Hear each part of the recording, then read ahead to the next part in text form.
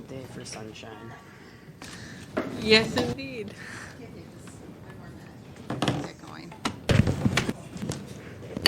This is the regularly scheduled meeting of the Sunshine Ordinance Task Force called to order at 4:07 on Wednesday, August 5th, 2015. Mr. Young, would you call the roll, please? On the call of the roll, Member Wolf. Wolf present. Thank you. Member Pilpil. Present. Pilpil present. Member Hepner. Present. Hepner present. Member Haynes. Present. Haynes present. Member Fisher. Fisher absent. Member Hinsey. Present. Hinsey present. Vice Chair Hyland. Present. Hyland present. Chair Washburn. Present. Washburn present. We have a quorum. And Member Copra? I went through your name. I believe No, Member Copra, Oh, Member Copra. Copra absent. and is not expected tonight. He is not expected. There you go. All right. There have been a couple of requests for continuances. The first is for item number 11. Mr. Young, would you read that item, please? Item number 11, file number 15094, determination of jurisdiction of the Sunshine Ordinance Task Force over the San Francisco Housing Authority. We have received a request for continuance from the complainant on this matter. All right. As you recall, this matter, or if you've reviewed this part of the packet, our charge here is to determine whether or not we have jurisdiction. From my reading, from DCA Cola's reading, it doesn't appear that we do. So we could go ahead and I believe hear the this. complainant is here. All right. So I'd actually not like to, I would not like to continue a continuance in this matter. Could we hear from the complainant who appears to be present? Maybe his request for continuance has been superseded by his presence. All right. Sir? Yes. Good afternoon. I'm John Kelly. I am the complainant in this case. I requested from Mr. Young the information concerning the reasons or the basis for the task force believing that it does not have jurisdiction in this case. I made that request, I believe, Monday or Tuesday of last week. Mr. Young told me that I would receive the information with the packet on Friday, and on Saturday when I checked my email, I had received it. That did not give me the opportunity to request a continuance that would have been allowed, as I understand it, because I could have made it 5 days in advance of the hearing. I cannot make it. Now I'm requesting that the commission or that the task force allow this continuance. I don't think this is a cut and dried matter.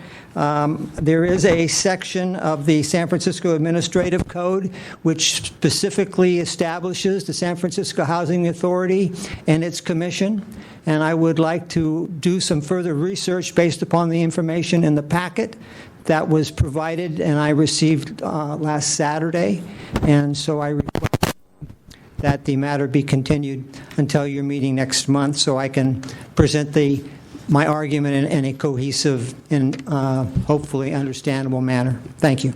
Members, anyone have any thoughts? Member Wolf. I think that if the complainant feels that he has a case why there should be jurisdiction when there is an argument that there should not be, and we fail to grant that continuance for him to make the case for the idea that there is jurisdiction, then we have, impugned his ability to make his case and have his case be heard by the task force. So I don't see any sensible reason to deny the continuance. Would you like to make a motion? I'd like to make a motion to remove item 11 from the agenda. And continue it? And continue the case. Do I hear a second? To continue it to To the call with the chair. Do I hear a second? Second. All right. Public comment? Is there any public comment on the motion to continue this to the call of the chair or to next meeting? Member Pilpil. So on discussion, without reaching the question of jurisdiction yet, I disagree in part with Mr. Kelly's suggestion that it's not that cut and dried. I think it is relatively cut and dried. I think I will vote against the motion to continue. I think we should proceed, keep it on calendar tonight, and if in discussion it appears that there's more information that's needed by us as a task force, by Mr. Kelly as the complainant, I don't know if anyone's here from the Housing Authority, that we could consider a continuance at that time, but I would like to at least try to get through it if we can. With All respect. right. Member or Vice Chair Hyland. In response to that, I think typically as a committee, we tend to grant continuances in the first case to complainants, especially if they take the effort to show up and ask for that in person as well. I think we have a very long agenda tonight. It might be wise to, rather than breaking this out into two parts, to hear it in its entirety as a continued item. That would be my opinion on this. Is there any other comment from members? Okay, seeing none, Mr. Young, would you call the roll on the On the motion to consider this matter to the call of the chair, Member Wolf? Aye. Wolf, aye. Copra absent. Member Pilpil? No? Pilpil, no. Member Hepner? Aye. Hepner, aye. Member Haynes? Aye. Haynes, aye. Member Fisher?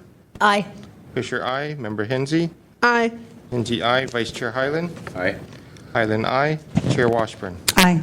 Washburn, aye. The motion passes. This matter will be continued to the call of the chair. Okay. You're welcome. We have an additional continuance request for items number 14 through 16. File number 15002, complaint filed by Ali Athia against Public Works. Item number 15, file number 15003, complaint filed by Ali Athla against Marie Cordero, Director, Contract Monitoring Division. And item number 16, file number 15005, complaint filed by Ali Athla against the Port of San Francisco.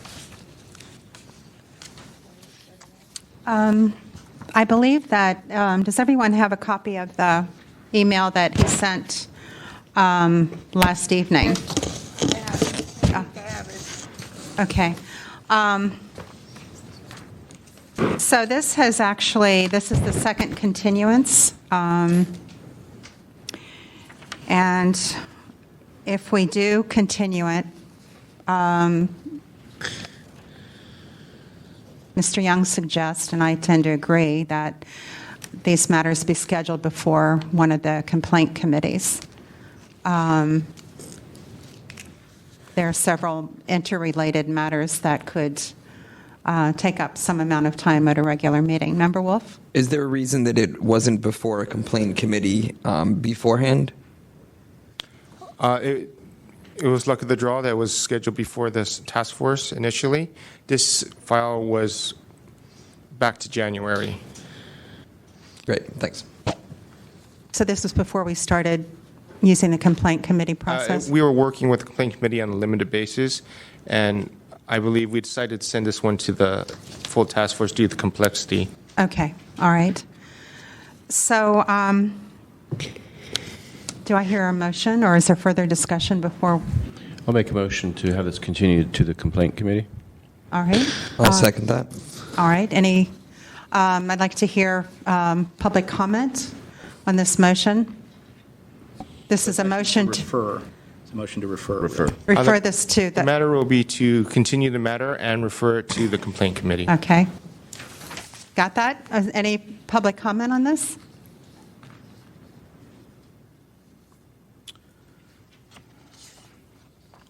Good evening, Chair Washburn and members. John Gavin with the City Administrator's Office, speaking on behalf of the Contract Monitoring Division. Regarding this motion, Mr. Otala is not here to present his complaint or identify the records requests that he alleges remain unanswered. He has requested yet another last-minute postponement. For the following reasons, we respectfully request that the Sunshine Task Force deny his request for postponement and rule in our favor and/or table his complaints. First, this is the second time that Mr. Otala has requested postponement. You have already graciously granted him one postponement without any complaints from us, and this hearing date was specifically scheduled at his request. Second, he again waited until the day of the hearing to request a postponement and was entirely unapologetic about it. He has shown no regard or appreciation for the time and effort that you and the Sunshine staff, as well as departmental staff, have gone through now for a second time to prepare for the hearing on his complaint. Rather, he is asking that we all go through that time and effort yet again and without good reason. You will note that he cites no last-minute personal or family emergency or any other important or unavoidable matter requiring his immediate absence. Third and most importantly, we believe he is manipulating this process and using this venue as a means to bully city departments into giving in to him on something that is entirely unrelated from the Sunshine Ordinance. And that has nothing to do with any purported violation of public record laws. He has failed to identify any records requests to which CMD, Contract Monitoring Division, has not already fully responded to. And that is because Contract Monitoring Division has in fact provided him responses to all of his requests, his many requests. In short, he has shown no respect or consideration for this body or for the Sunshine Ordinance itself. He is again seeking postponement because he knows his complaint is without merit and he thinks that delaying the process will achieve his goals, an ulterior motive. I'm prepared to review our submission in response to the complaint itself if you would like, and we have CMD staff here to answer your questions that you may have. Thank you. Thank you.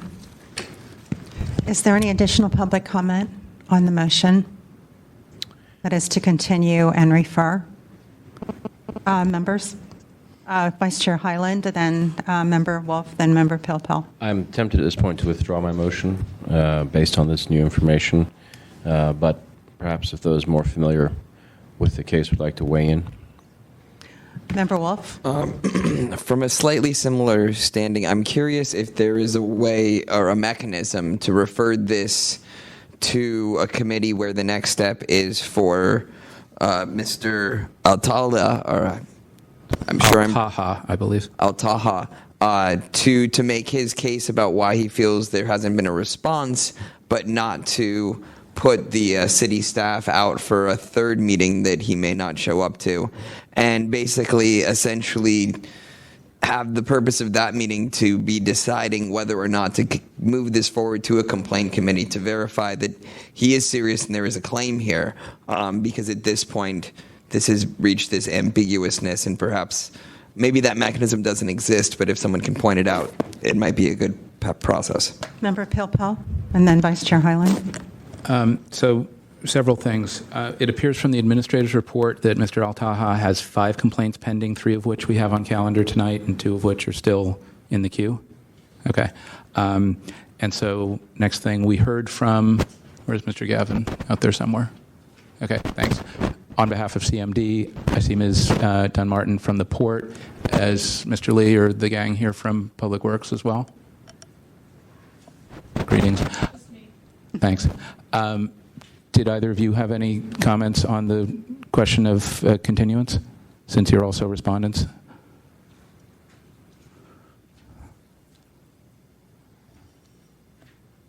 Okay. Good afternoon. Renee Dunn-Martin with the Port of San Francisco. We feel that we have provided Mr. Al-Taha with all of the information that he requested from the port. My only question was on a continuance. Do you oppose the continuance suggestion, or can you live with it? Do you have any thoughts on that? We're not I on can the live with merits it yet. either way. Okay. Thank you. Cool.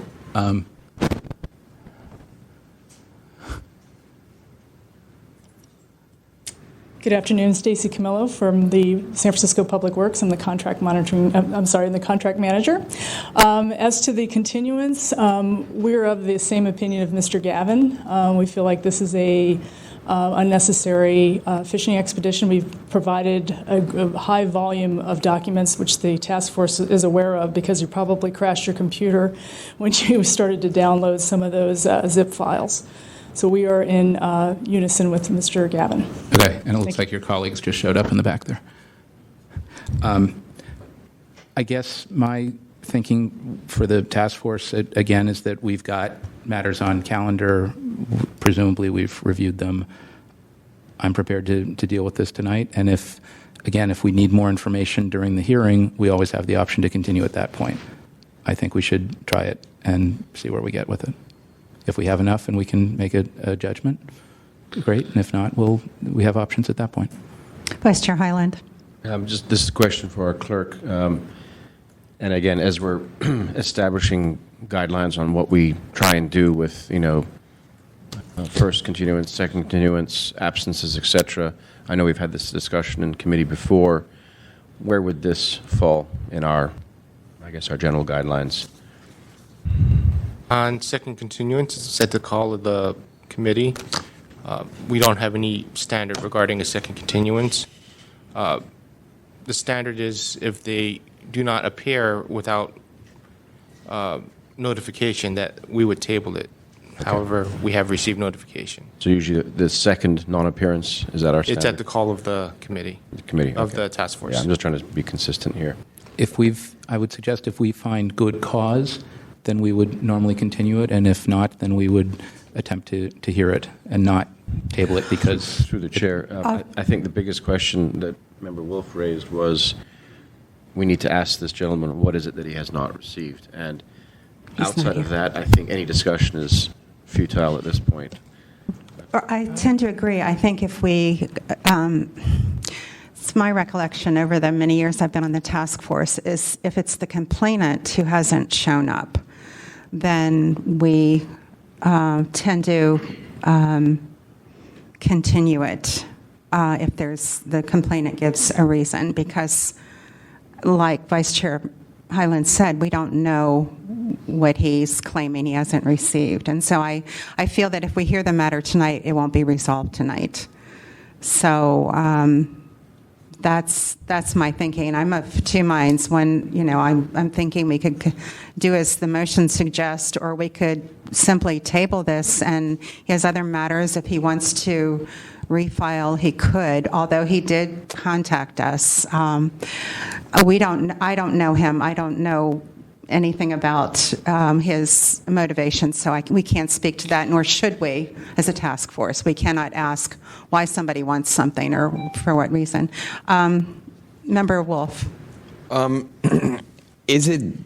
Is there a process within our bylaws to essentially have a study session with EOT on the case with him, and each of these city representatives would be free to speak if they wanted to, but it wouldn't be an actual hearing of this, but essentially walking through what he doesn't have yet, and then moving forward with whatever complaints remain, so that we're not having the city go out for another hearing that he might not come to. So essentially changing the motion to complaints committee to EOTC on some sort of...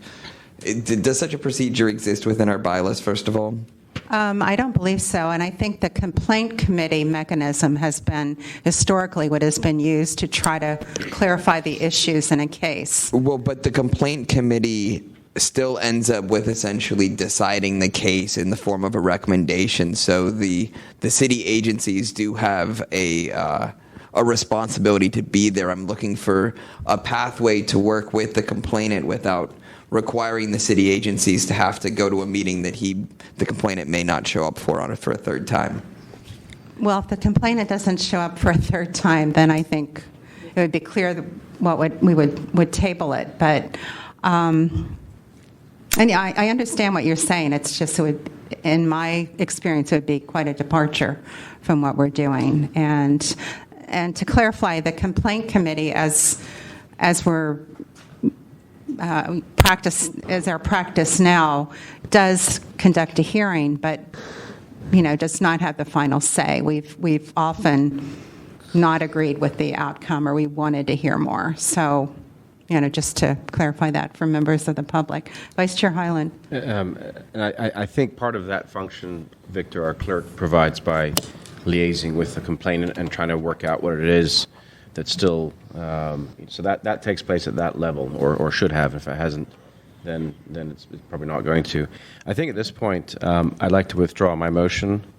I'd like to make a separate motion to table these items. This gentleman does have some other items in queue, and I think, let's deal with those, and then if he wants to refile these, that can then follow what he already has in queue. So I make a motion. I withdraw the initial motion. The second motion is to table these items. Do we need the person who seconded the first motion to? We would need a second to the motion to withdraw. Motion to table the matters. Okay. Do I have a second on the motion to table the matters?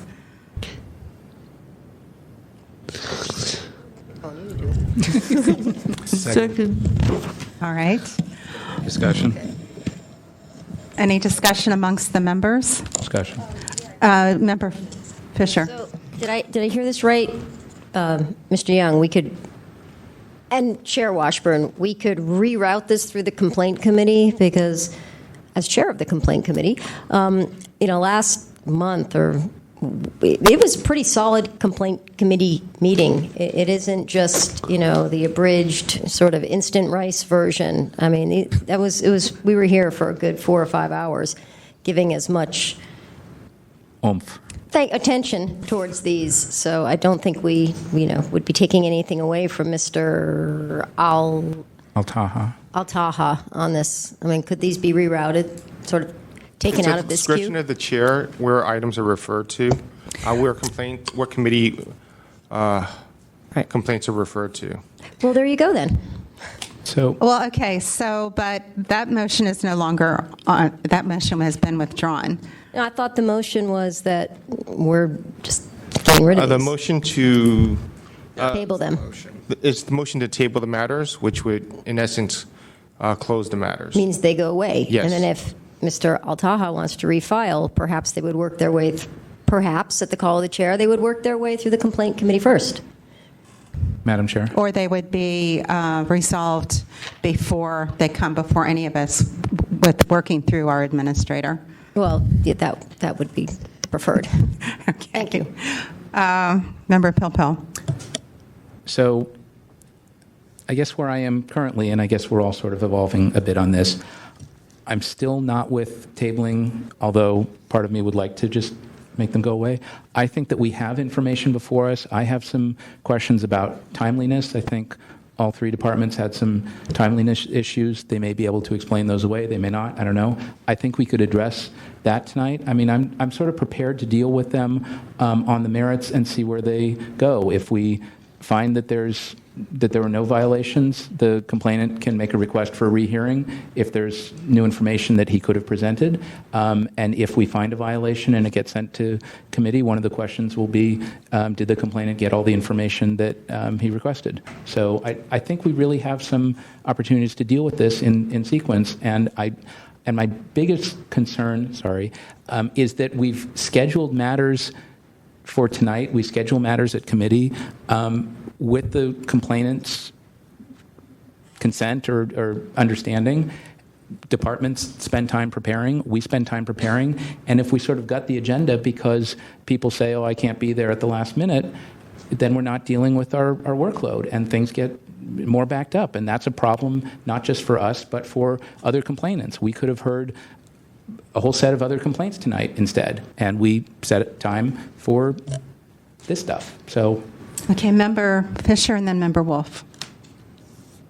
Oddly enough, I completely disagree with Member Pilpel tonight. Okay. But one of those two. I think we have a substantial agenda tonight, and if I could, do my best Moses, I'd say we've got 4 or 5 people in the back. Let's let those people go. I don't think we need to hold them here much longer. All right, Member Wolf. In my experience, I don't remember any time that the complainant has filed for a us to continuance and us deny it. I don't feel comfortable about doing so when we have sort of a practice of honoring complainants' requests without us establishing like a practice that the third time or whatever we want to do is the point that we won't do that. It feels too willy-nilly for me to be comfortable. In terms of moving forward with the case without the complainant here, in some cases, I think that might make sense. I think there are some complaints that on their surface are obvious enough that we shouldn't really even expect the complainant to be there because it's just there on the paper. This is not one of those cases from looking at it. So I can't support anything other than a continuance. Vice Chair Hyland. Just to focus on Member Wolf's last point, keep in mind that I believe both requests for continuances were at the last moment without any personal or any real reasons given. I think that rises a little bit, not quite to contempt, but I'm certainly not impressed by that. I know we've established 2 no-shows without notice as a watermark for tabling. This, I think, is approaching that, and maybe this will set a precedent that people, need to communicate better and ask for continuances in a more professional manner and not put out 11 of us or 8 of us and 5 or 6 people that showed up in the city here. So I think we need to be firm on this kind of thing, and I think this is a great example and chance to do that. All right, let's hear from the members of the public on the motion to table the to matter. table the matter.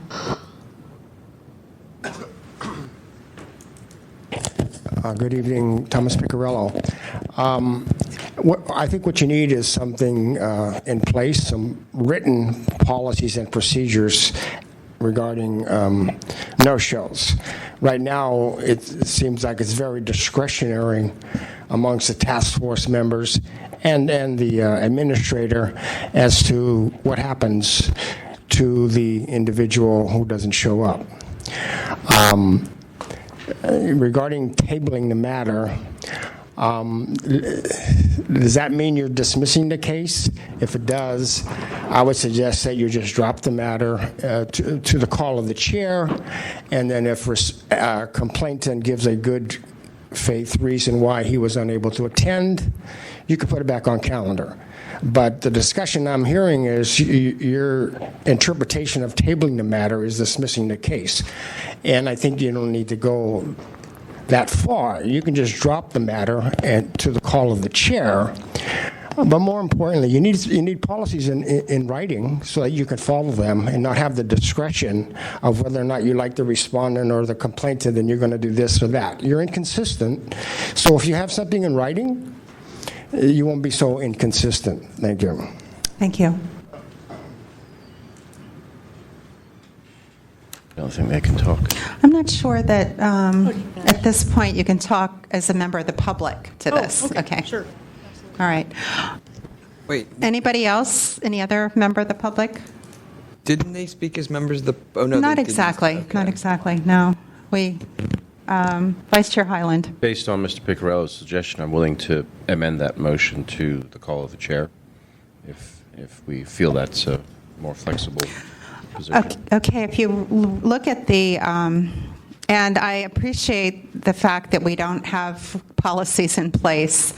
There are so many wrinkles to these things. It would, we would have to come up with a grid for all the possibilities, in my opinion.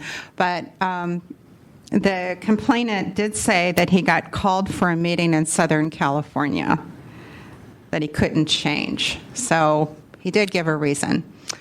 We don't know much, and that's all he said. But so at this point, I want to move along. I'm confused. Member Wolf. Vice Chair Hyland has suggested now changing it to the call of the chair. I believe that he is withdrawing his motion to table the matter, and he is reinstating his motion to continue the matter to the call of the chair and to refer the matter to the to committee. So we're back to his original motion again. Is that what? No, we're not. Then what is the difference between your original motion and the motion we're voting on?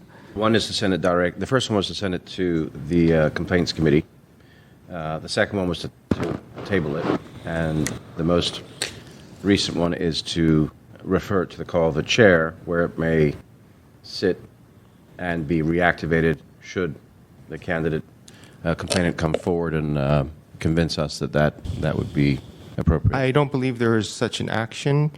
We can continue to the call of the chair, and we can work with the complainant to be sure that he's ready to show up before we calendar it.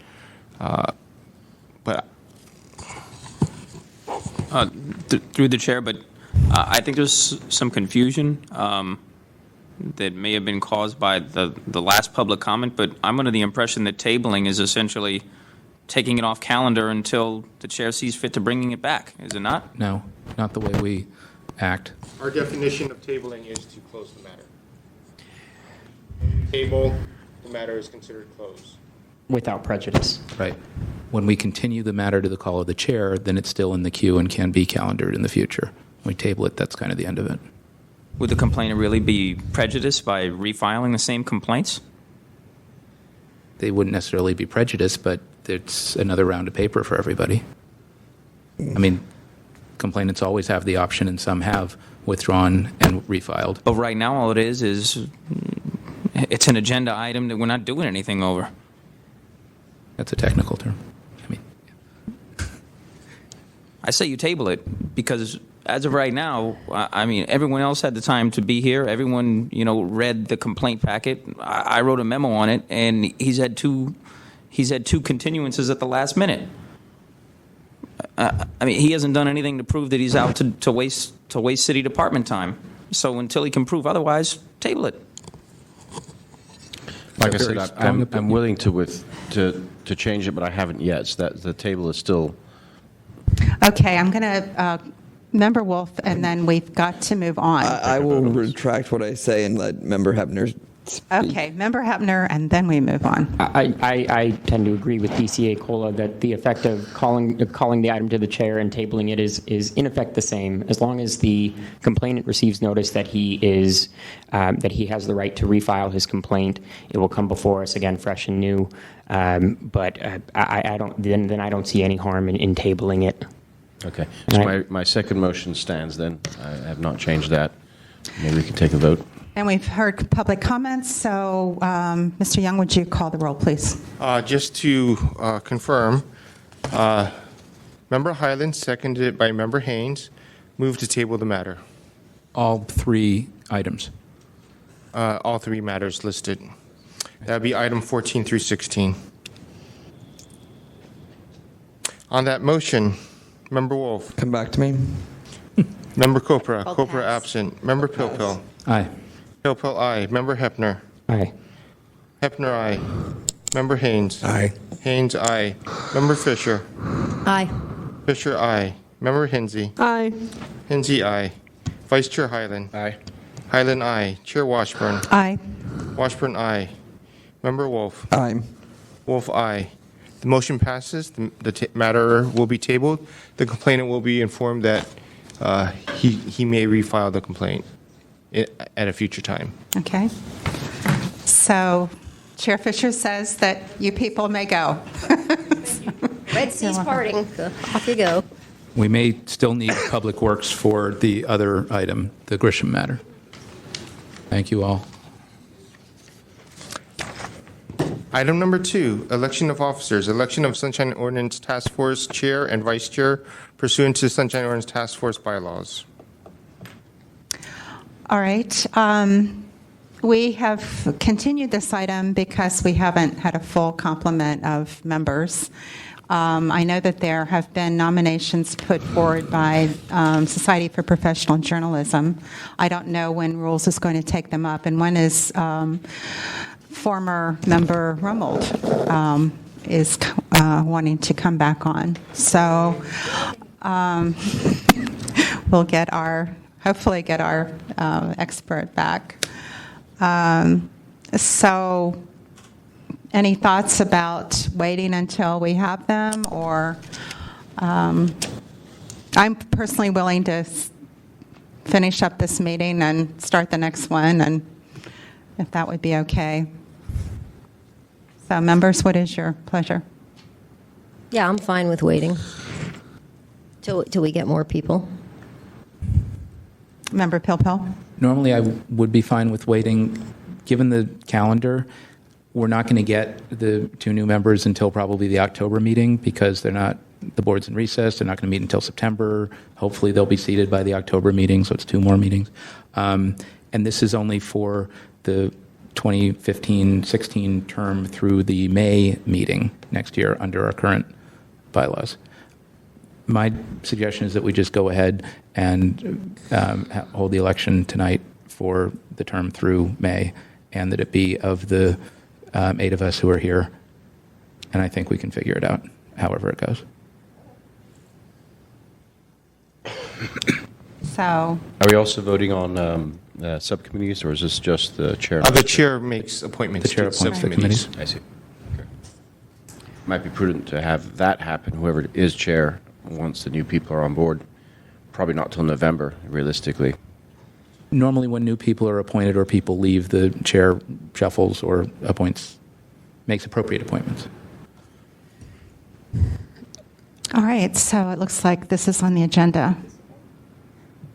I'm fine with it. Yeah, okay. Keep it on then.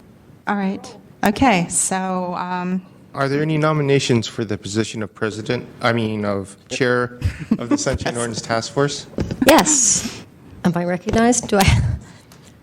I would like to nominate our current chair, Chair Washburn, who for some reason wants to do this again. Is there a second? I'll second that. and I had indicated that I'd be happy to continue until I definitely leave this body in May. Are there any other motions for president? Chair. I mean, my apologies, I'm used to the president. Bernie Sanders?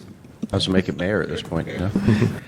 Are there any other nominations for chair of the Sunshine Ordinance Task Force?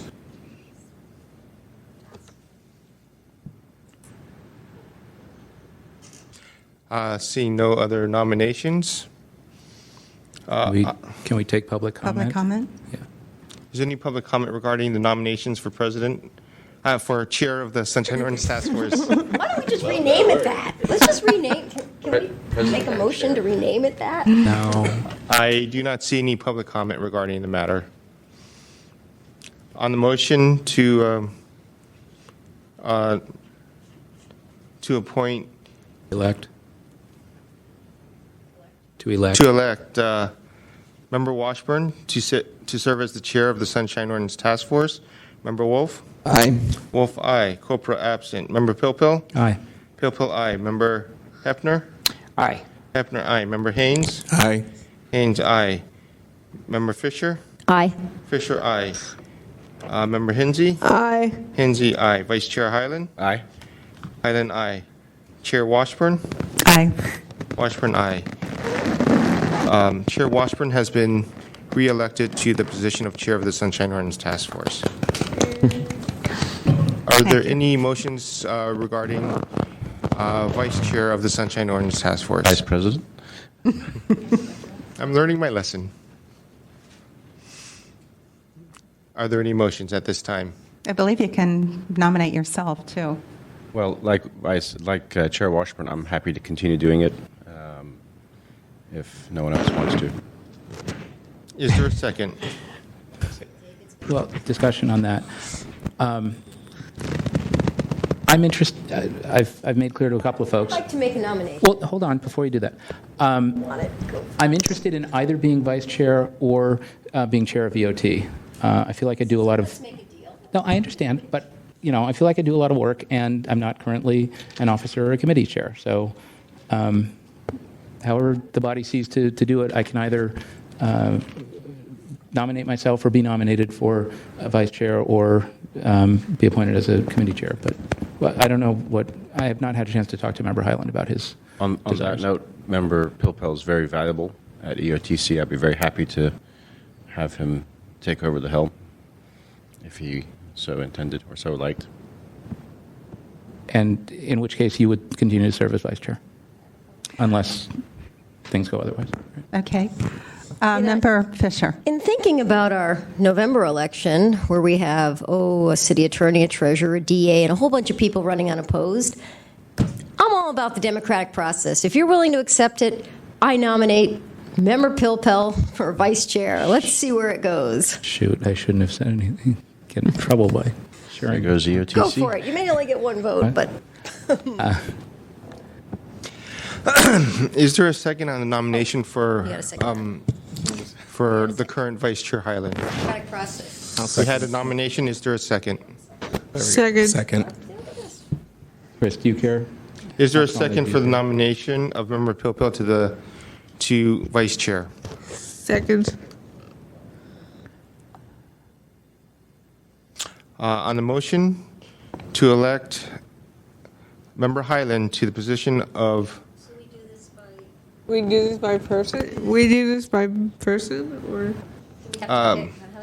We do not have a set policy regarding this. Well, hold on. Normally, when there are more than one candidate, you just go through each name and you either indicate Highland or Pilpel. And then whoever has the most votes, if that's a majority, then they're deemed elected. And if not, then you go to some other thing.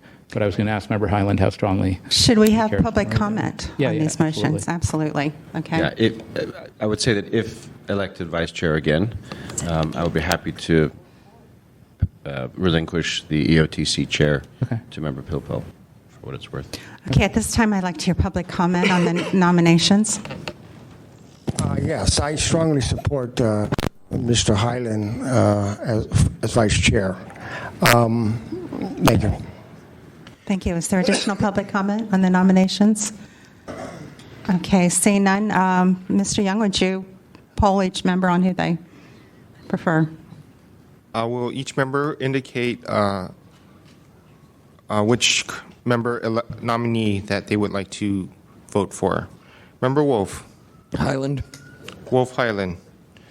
Copra absent. Member Pilpel. Highland. All right, then Pilpel Highland. forget it. Member Hepner. Highland. Hepner Highland. Member Haynes. Highland. Exciting. Highland. Haynes Highland. Member Fisher. In light of Member Pilpel's vote, I will go with Highland. Fisher Highland. Member Hinsey.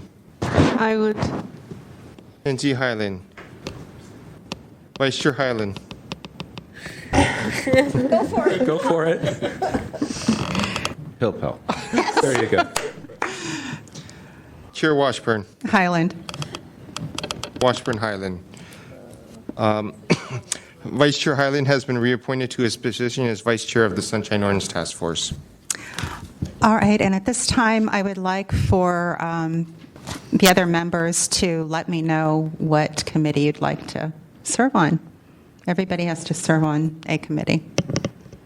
So give me your first and second choices.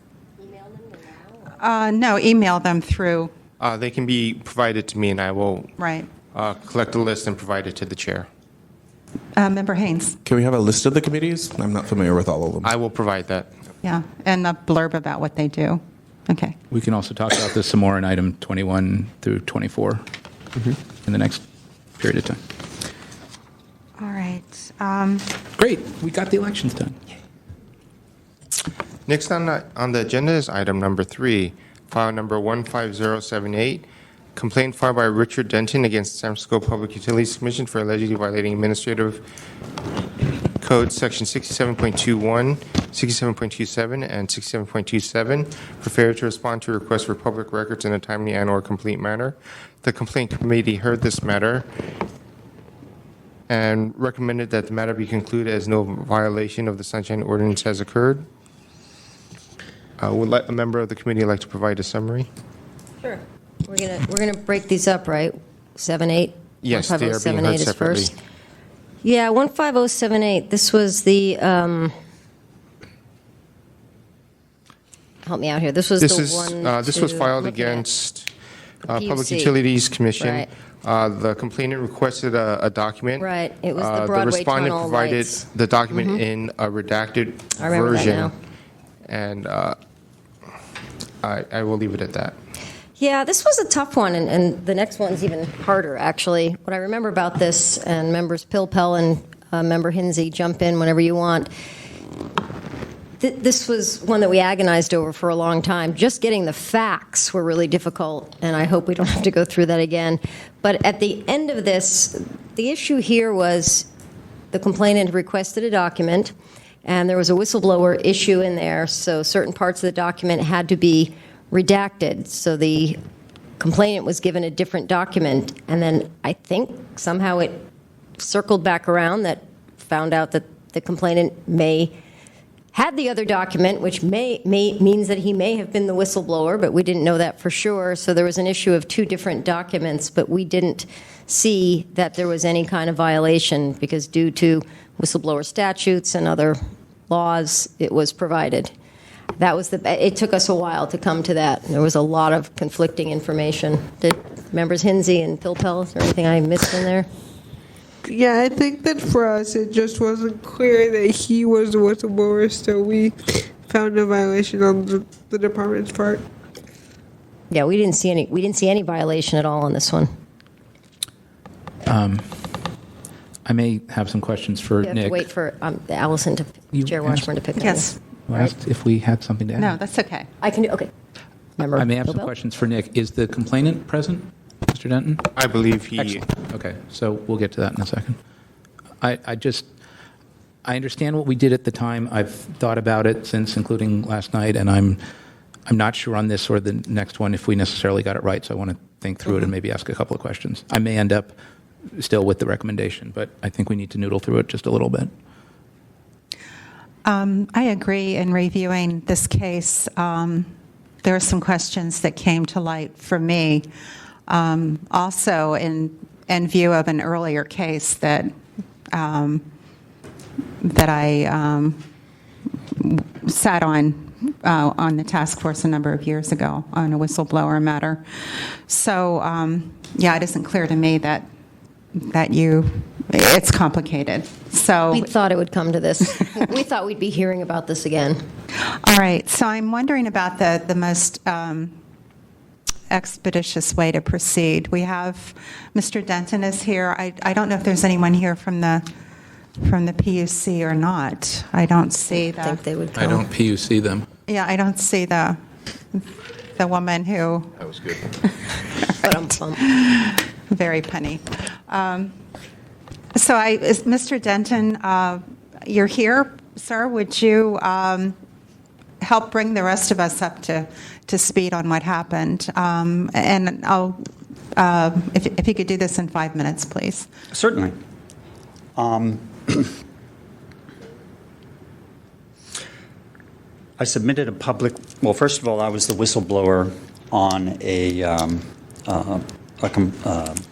failed project at Broadway Tunnel, and the whistleblower's office contacted the PUC and directed them to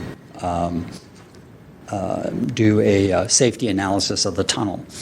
When the report was completed, I filed an open record request for a copy of the safety report because the whistleblower's office, under their mandate, was unable to provide me with one.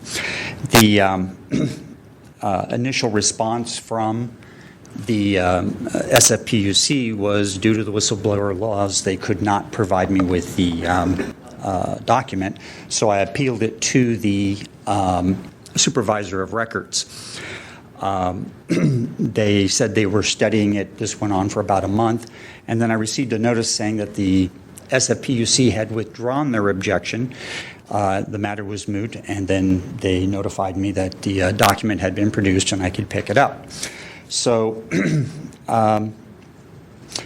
2 years later, I subpoenaed the original work from the outside consultant that had produced the report, and the report they had produced was significantly different from the one that I had by about 300 words.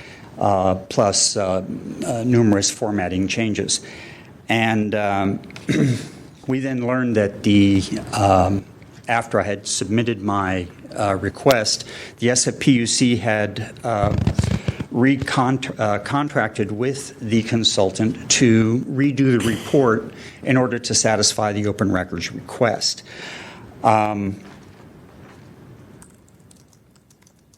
Mr. Doyle's response. Mr. Doyle is my manager at the SFPUC, who was tasked with overseeing the safety report, and he responded for the SFPUC in his writing. In his report, he goes into a good deal of detail about why the report was so significantly different, but the single most important statement that he made was that all of this was done in order to protect the confidentiality of the whistleblower.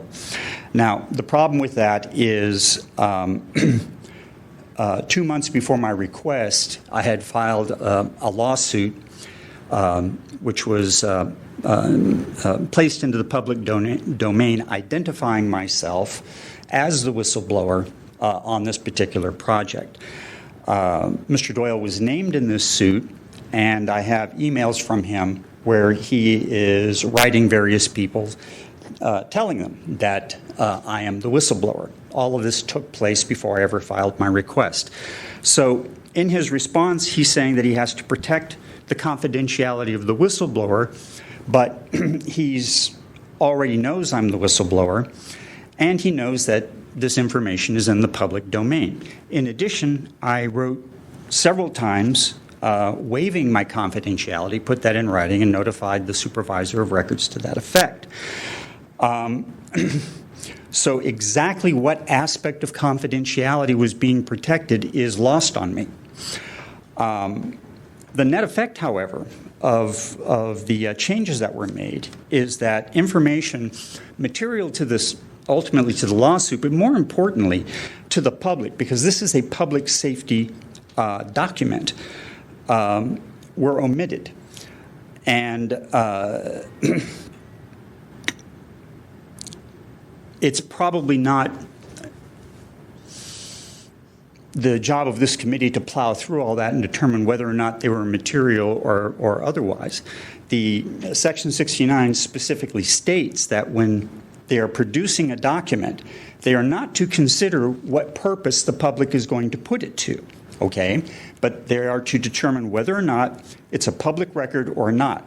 If they determine they can't produce it, which they originally did, then they are free to redact.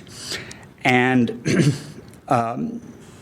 this is where I have to state my objection to the finding of the committee, was that they said that I received a redacted document, and this is not the case.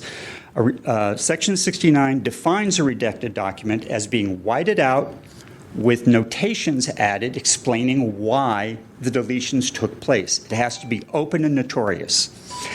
And what I received was a rewrite that had been backdated and reformatted to disguise the fact that these changes had been taken place, and it took me nearly 2 years to discover the alterations, at a cost to the taxpayers of $4,000.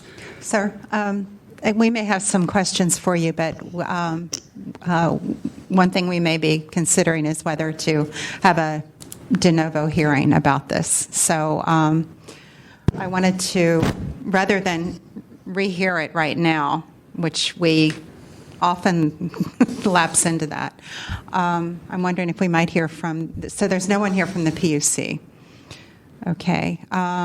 So members, I trust that Mr. Denton has given you some background information. Member Wolf?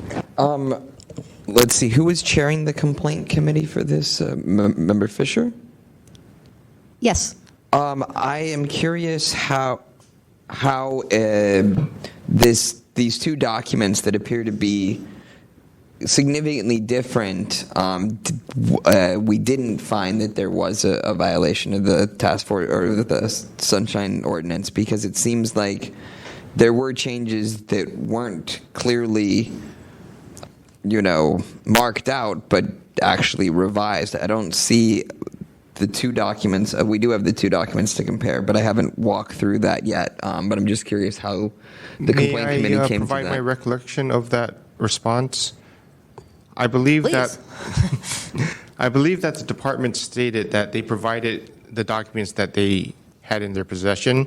It was referred over to the whistleblower program, and the whistleblower program provided it back to them to provide to the complainant. That is my understanding of what the testimony of the respondent was. That didn't explain how there's two different versions. Is it I don't believe that they addressed that issue. The only issue was they provided what they had on hand. Okay, thanks.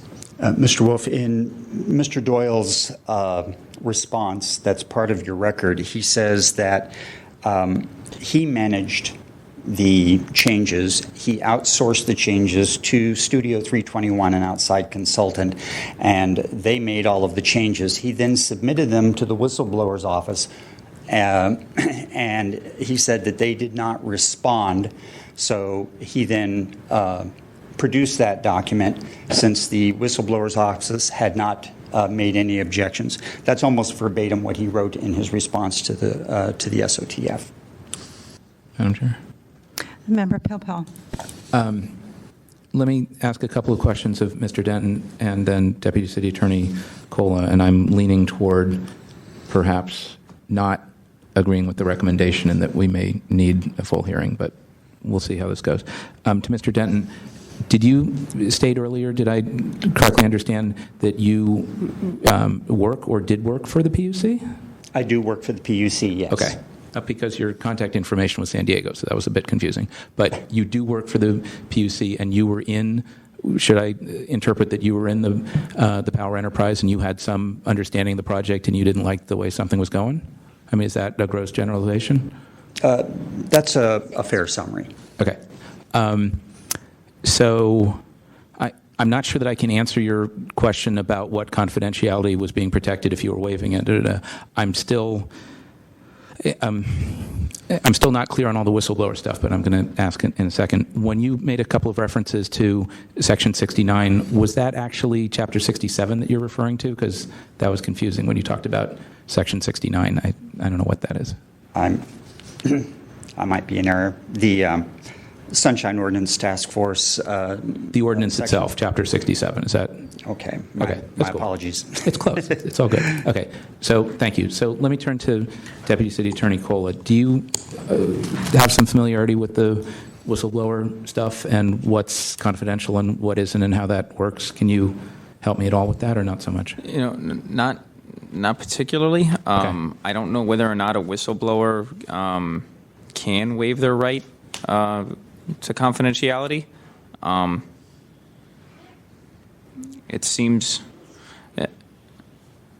I just don't know. It seems as if the PUC was already disclosing the whistleblower information and other means that they shouldn't have the right to assert that as a privilege elsewhere, but I don't know whether or not. So let me see if I understand correctly. Is it your understanding that if Mr. Denton filed a complaint with the whistleblower's office, he may have some communication with them on the substance of the thing? If I ask the whistleblower's office, hey, what's happening with that complaint, or did you even get a complaint, or blah, blah, blah, they will likely say, we can't discuss complaints with you, whistleblower complaints are confidential, have a nice day.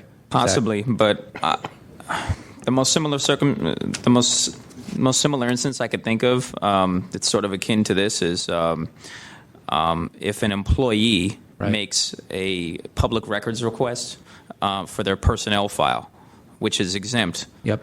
But we've had cases before where an employee actually went in and signed a consent waiver saying, I would like my personnel record to be disclosed to me under the Public Records Act. Right. Now, when they've done that, the issue is once it becomes a public record, it's a public record for everybody, to any for all requester. Time. Right. And Which I don't know whether from, or not this is the same instance, but... Right. Which is different from their access to their own employee file under the Labor Code and applicable MOUs. Exactly. Okay. So I think I get the whistleblower's office and what they're sort of doing here. What I'm not so sure about is what PUC's responsibility is if there's a whistleblower complaint. Can they deny access to the thing or redact it, or in this case, it sounds like rewrite it without disclosing that they've rewritten it? It sounds like Mr. Denton's substantive issue is that it was rewritten and they didn't come out and say, hey, this isn't the original report, this is and not even redacted, this is a rewritten, cleaned up version of the thing, there you go. To which Mr. Denton might have done other things, but that's not before us. It's just, why did they not explain that? Why did they not disclose that they provided, a different version of the report for whatever reason? That summarizes it exactly. They initially, in my opinion, they did exactly what they were supposed to do. When in doubt, they sent me a notification saying, this is covered by the whistleblower laws, and we are not in authority to produce this document. They then directed me to take my request to the whistleblower's office. They did do all of that? Yes, in okay, writing. because we don't have all of that in the record. We should be here. I have a printout of your record, and does anyone else remember seeing that? I mean, I don't. Page 34. Okay. Been known to be wrong. In the middle, dear Mr. Denton, the Studio 321 report reference was prepared in direct response from the whistleblower's office to a complaint, et cetera, et cetera. And so they directed me to take my complaint to the whistleblower's office. I appealed to the supervisor of records, which is just above that. Yep. And in that, I indicated that if the supervisor of records did in fact find that the PUC could not satisfy this request, I included a new open records request, you see it in bold up there, directed to the whistleblower's office. The supervisor of records responded. They were studying the matter. And then fast forward several pages, they wrote back and said, the SFPUC has withdrawn their request. So up to this point, they followed their procedure exactly. Now, my understanding of the rules is that once they have determined something cannot be produced, then they either don't produce it or they look at doing redactions. Okay. And that's where my objection comes in. I got it. I think we may, in my view, we may have not gotten it right.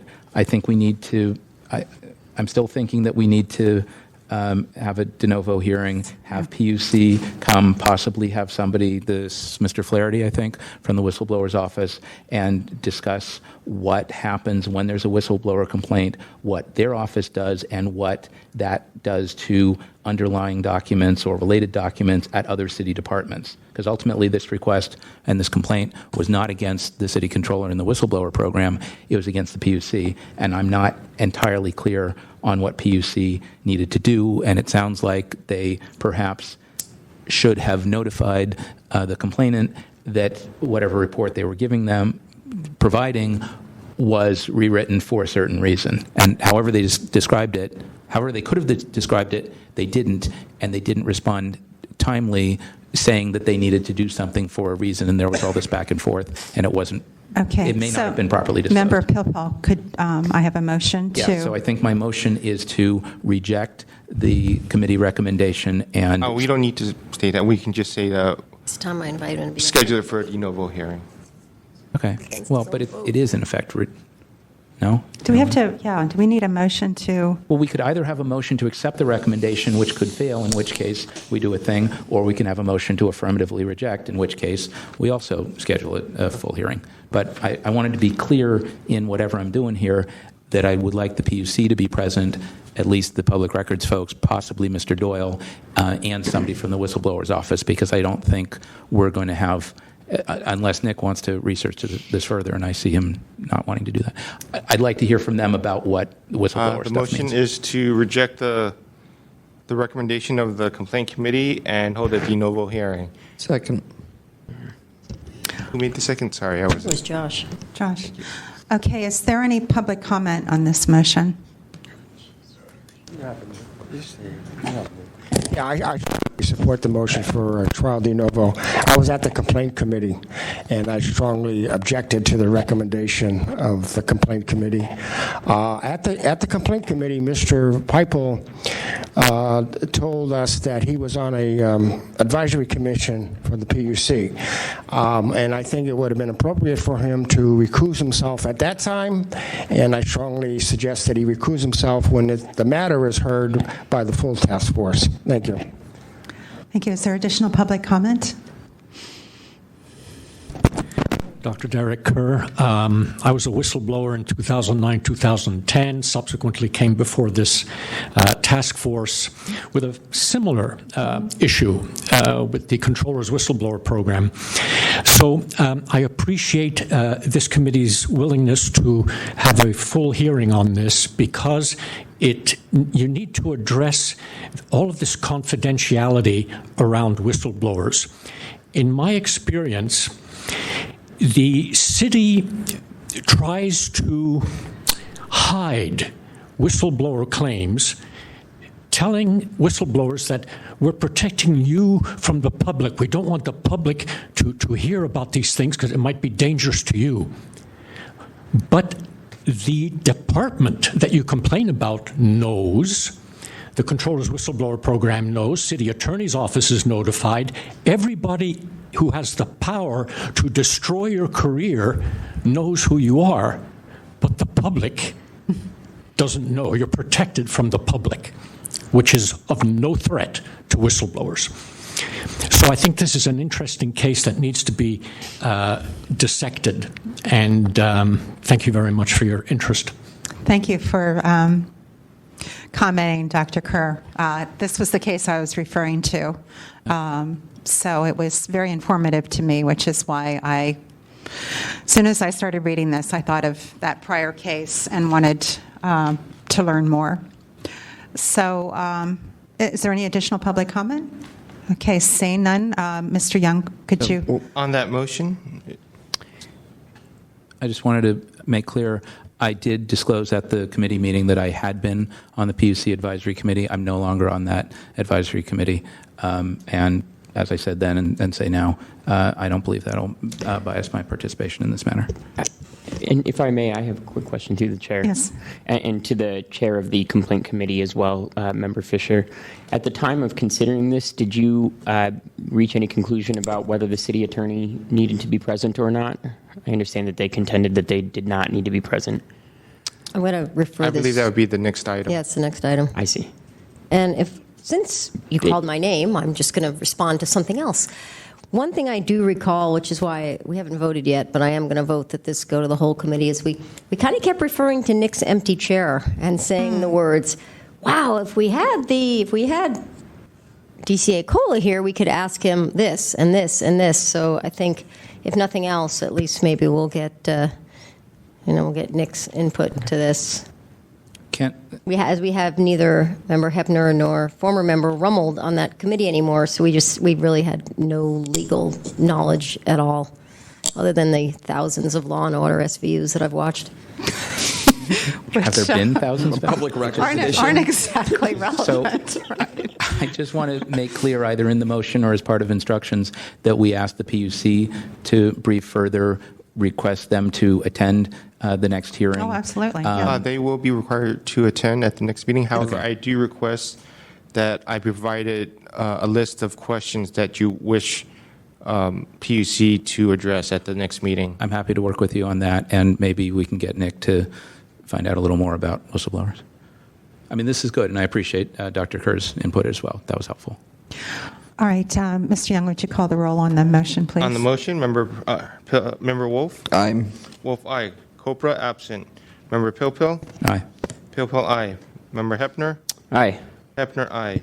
Member Haynes? Aye. Haynes, aye. Member Fisher? Aye. Fisher, aye. Member Hinsey? Aye. Hinsey, aye. Vice Chair Hyland? Aye. Hyland, aye. Chair Washburn? Aye. Washburn, aye. The motion passes. This matter will be scheduled before the Sunshine Ordinance Task Force at a future meeting to be determined. Okay, thank you. We have another matter with Mr. Denton, but it's past time for general public comment, which may not take too long. I'd like to call, if you would call the public comment item, please.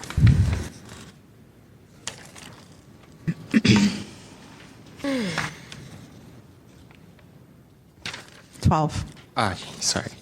Item number 12, public comment. Members of the public may address the Sunshine Ordinance Task Force on matters that are within the task force jurisdiction but not on today's agenda.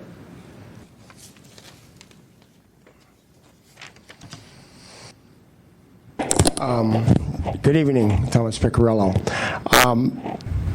I think last month you had an item on your agenda regarding limiting discussions on agenda items. And I was curious of how that got resolved, or did it get continued again? But I'm troubled by the length of discussions on just continuances. I'd like to sit through a whole task force. I really would. But I'm not going to stay here at 9 o'clock. And I don't think any minimum members of the public want to stay here till 9 o'clock. I think you can tighten up your discussions and still be effective, probably be more effective, if you limit your discussions. Secondly, I'm a little troubled by these emails going back and forth as to chairmanships of committees. You've delegated too much responsibility to your committees now. You're allowing two people to decide cases. And I've seen lack of due process in some of your committees. So hopefully your new committees will reflect the ideology of the full task force and not who are just composition being one person might want to be on 3 committees. That's not helping complainants or respondents. So again, your committee should reflect the task force and not who wants to work the most. Thank you. Thank you. Is there additional public comment on matters not on the agenda? There's no additional public comment at this time. So, Mr. Young, would you call item number 4? Item number 4, file number 15077, complaint filed by Richard Denton against the Office of the City Attorney for allegedly violating Administrative Code Section 67.21D for failure to fulfill the duties of the supervisors of records. To summarize, the City Attorney does not believe that he is required.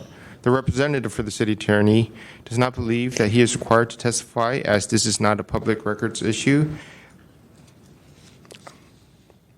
This is a determination of whether or not the supervisors of record fulfilled their duty to make a determination. All right. So, Chair of Complaint Committee, Member Fisher? Yeah. Victor sort of confused me a little bit. This was the one where Matt Dorsey. The City Attorney refused to testify on this matter, as he did not believe that the City Attorney needed to testify in a matter not related to a public request as the custodian of records. Yeah, I remember, and we went back and forth on this, and we sort of kind of all went through our metaphorical sunshine documents and came up with 6721D for, let's see, if the custodian fails and said, well, is this a violation or not? And then we did the sort of pointed to the empty chair again, said, really wish Nick was here. And we I hate to say this, but we thought maybe the whole task force should at least hear a 5-minute kind of presentation from Mr. Denton since he's here. Not saying whether we have to hear the whole thing, but Chair Washburn, if we give him a few minutes to say a few things, I'd be okay with that, because we had a 2-to-1 vote on that violation because we were really sort of unsure about it. That's my proposal. Do with that what you wish. Okay. Is there anybody else, a Member Hensey or Member Pilpel, who want to speak briefly to this? Just hear from Mr. Denton. Yeah. Give him 3 minutes or so if you can, because 5 minutes. Yeah. Okay. Mr. Denton, would you? Not saying that, and then make the determination whether you want to hear it again. I'm not sure if we're there, but. Well, we have a determination, so we may. Right. Yeah. Okay. Mr. Denton, please. Fortunately, this is based on the same set of facts, so I can be mercifully brief. My complaint was simply that the supervisor of records has one and only one function when an appeal comes to them. They make a determination as to whether or not a record is or is not, in fact, a public document. And they have a certain time frame to accomplish this. As already stated, I made my appeal. They said they were studying it, and then wrote back that the objection had been withdrawn, and the matter was now moot. After I filed a complaint with this committee, the city attorney's office then sent me another document saying they were now retroactively stating that I was not, in fact, entitled to the document because it is no longer a public document, which I consider moot for these purposes.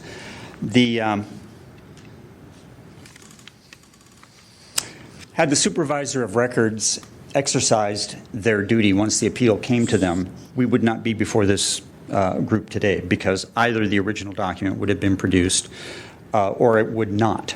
And instead, what they did is they allowed the SFPUC to produce an altered document and remained silent while that document was produced.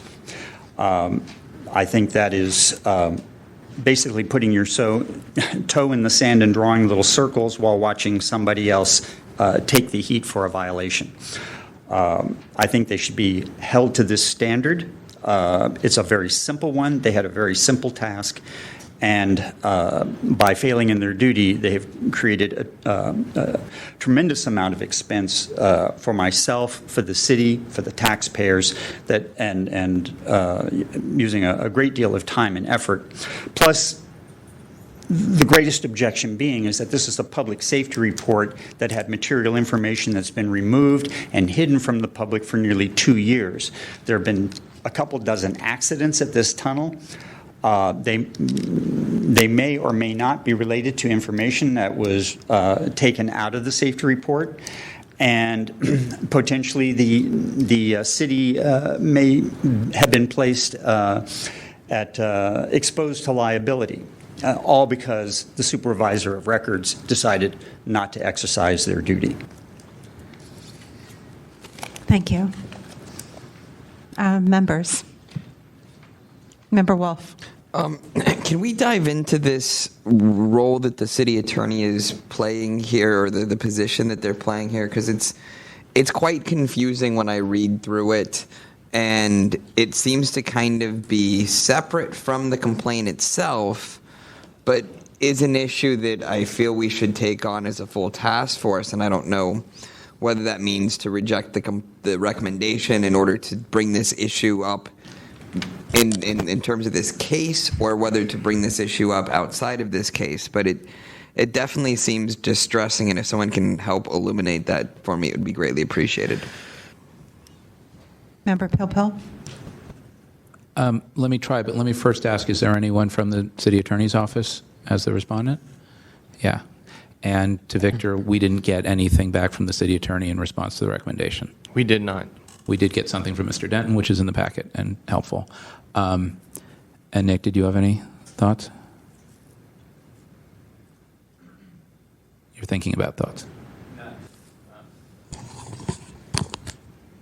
Not particularly, but I don't see anything in the code that offers a remedy for an alleged failure on the behalf of the supervisor of records to act. If you read, it's sort of implied that the remedy, if the supervisor of records fails to act, is to take your complaint to the full task force about the matter, not about the supervisor of records, and that's sort of said in 21E. Mm-hmm. But I don't really have any thoughts other than that. But I think 21D and 21E should just be read very carefully, and that should be the focus of what this is, or of this complaint. I don't think we should get into the meat of the matter about. No. I agree. So to Member Wolf, I guess my initial thought, and I guess where we came out with a recommendation from the committee, was that the city attorney, first of all, was not being helpful by saying that they wouldn't participate in the hearing, and that a plain read of 21D says that they needed to make their determination and inform the petitioner within 10 days. However, as Nick points out, 21E suggests that if the petition is denied or not acted on by the supervisor of public records, that then the person can petition us for a determination, suggesting that I mean, I guess I'm interpreting that would render the provision in 21D to make a determination within 10 days directory only if there's no consequence, which is problematic because there are other provisions of the ordinance that have no specific consequence for failure, and yet under 67.30C, if we find a violation of any provision, we can refer that to the DA, the AG, or the Ethics Commission, or some other enforcement entity. So it's a bit of a conundrum about what to do if we believe that some entity failed to properly do what they're supposed to under the ordinance. Am I interpreting a little bit, and is that close? So in other words, you found a violation of 67.21D because the supervisor of records failed to make a determination at all, did nothing. And so Mr. Denton then came to us, but we could still find a violation of 67, as you did, of 67.21D as to what happens to the supervisor of records for failing to act. Probably nothing, but we could go on the record saying you held up matters for the complainant because she failed to make this determination. And I would note, and I'm very concerned about two aspects here, that we've gone back and forth with the city attorney several times, and they finally created and produced and agreed to maintain procedures by which they would review supervisor of records petitions. We had a lot of discussion back and forth on that. And that included both a timely response, and if they needed more information and weren't going to be able to respond timely, that they would communicate that to the requester so that they knew, et cetera, et cetera. And it appears that didn't happen here. So that's a concern. And the other is this new position, brand new position by the city attorney, that they're not going to appear and they're not going to participate in any hearing that doesn't have to do directly with the records request denial. That's a bad idea, in my opinion, and if other city departments do that, we're going to have a heck of a time making determinations about violations. So there are at least those concerns that I have on this matter. And I echo those concerns. I was shocked when I was reading what Matt Dorsey had to say about we're not coming. And that's our old buddy Matt Dorsey. So. We don't have any, we don't have anything to do here. Don't ask us.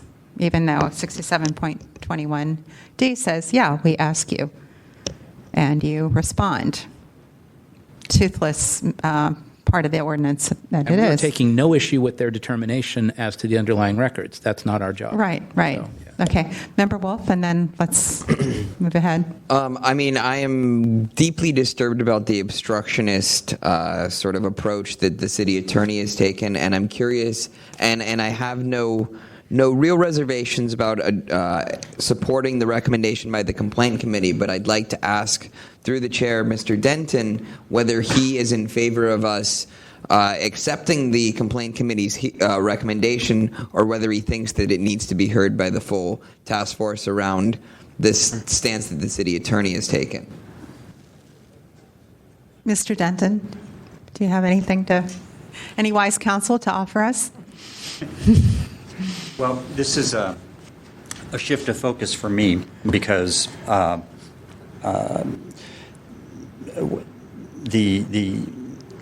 what seems to have moved into the crosshairs is the relationship of Section D and Section E, and I haven't honestly studied it that carefully, but you can bet I will. And I would like the opportunity to do that offline and supplement the documents I provided thus far if this group would indulge me to that effect. Mr. Denton, the question that I had asked was, so right now we have a recommendation from the complaint committee to find a violation. And we could accept that recommendation and find a violation, or we could find that we need to hear the case in a de novo, like we discussed with the last hearing, with the whole the whole task force. And I'm curious whether you are in favor of accepting the recommendation of the complaint committee of finding a violation or having a hearing on this issue with the full task force. In all fairness, I think a hearing would be appropriate. As frustrated and as angered and as delighted as I would be to have a finding in my favor,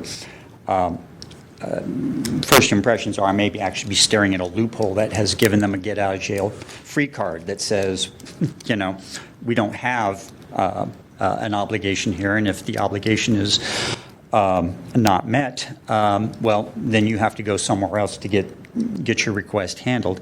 And if that's the way the law is structured, that's the way it is. It would also provide me with an opportunity to contemplate further the matter of the apparent conflict of interest that's created by having the city attorney's office, who represents the city, also functioning as the supervisor of records, because they find themselves in the situation of ruling on a matter to a party or a department that they in fact represent. And so I think that puts them at odds with their role representing the Sunshine Ordinance Task Force. So I think a broader examination of the problem is, in my opinion, is in order. Great, thank you. All right. You pointed out some real problems that we recognize full well with dual roles of city officials. So at this time, I need to hear from the task force. I need a motion. Madam Chair, Yes. may I make a suggestion? If you do wish to discuss this matter further, maybe a separate hearing file should be created to discuss the overall matter and not specific to this case. Well, that's an idea too. We could move to accept the recommendation of the complaint committee, then broaden our inquiry into this. Do some airing out of what the supervisor of records and the city attorney's office is thinking vis-a-vis making determinations about public records. Getting a discussion going about that using, if Mr. Denton wants to, put forward his case as a specific to talk about, that would be fine. I don't know. I'm just speaking off the top of my head. Member Wolf and then Member Pilpel. I think that these issues, when they have a case directly connected to them, are easier to address and push forward than if we're looking at this in a sort of looking at this case outside of the case. And for those reasons, I'd like to go ahead and make a motion that we not accept the recommendation of the complaint committee and hear this in front of the full task force. Member Pilpel, what were you going to say? I think I'm not sure how I would vote on that. I think I'm not with that right this second for a couple of reasons. My inclination is to accept the recommendation, find a violation, and send this to committee and see how the city attorney responds. And if they respond and say something useful, then maybe we put it to bed. And if they continue to be in the approach that they're using, then maybe we need to elevate and escalate the matter. I think for whatever reason, the city attorney is now taking a hard stance, and they said it was largely as a result of the action that we took in the Monette Shaw case that they think is requiring them to do all kinds of additional work, and it's crazy, and we're having fights over the Nick's time and budgeting of city attorney time, and that's now coloring how they're approaching the task force. That's all really very problematic in them conflating things in that way. I'm not sure that we can compel. I think we should encourage. And when departments start to say, oh, we're just not going to show up and we're not going to respond and you're on your own, that's a very bad place. And I'm not sure.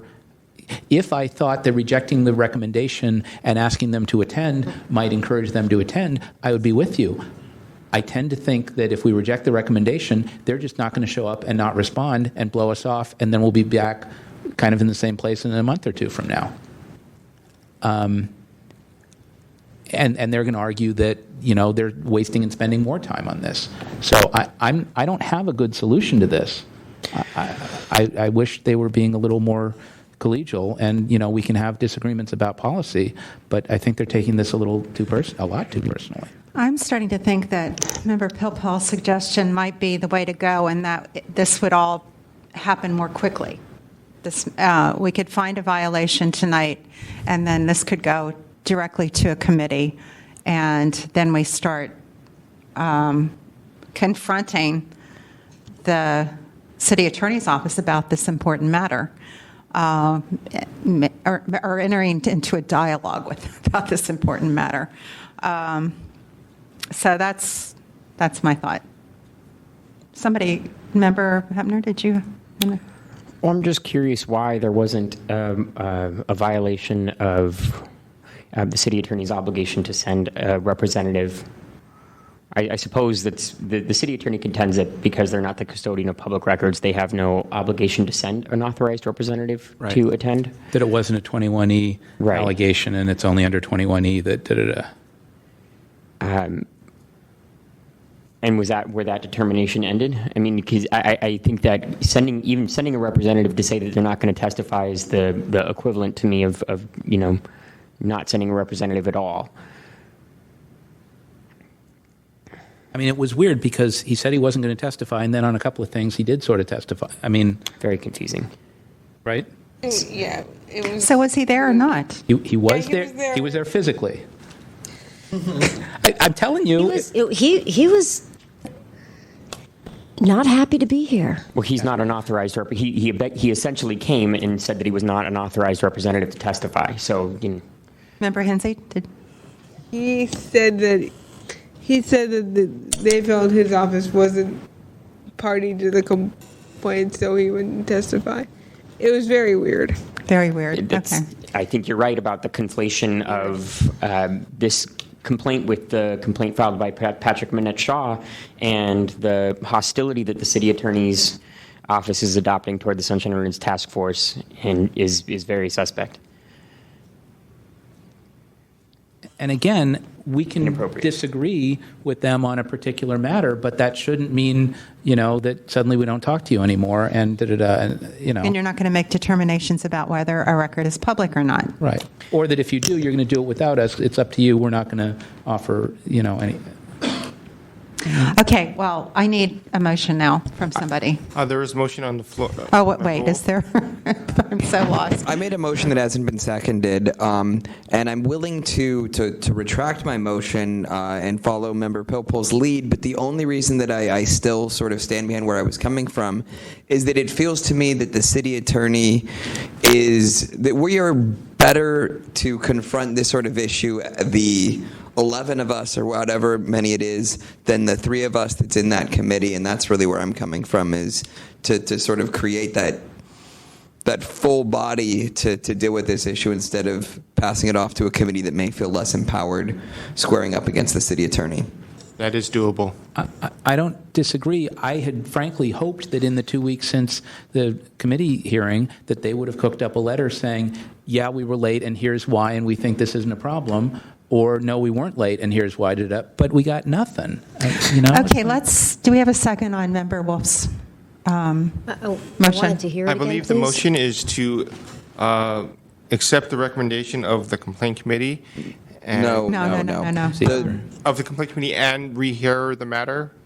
No. The motion that I made was, although I agree with the complaint committee's finding, I'm making the motion to not accept the complaint committee's recommendation and refer the case to the full task force. Motion to reject. Okay. Do I have a second?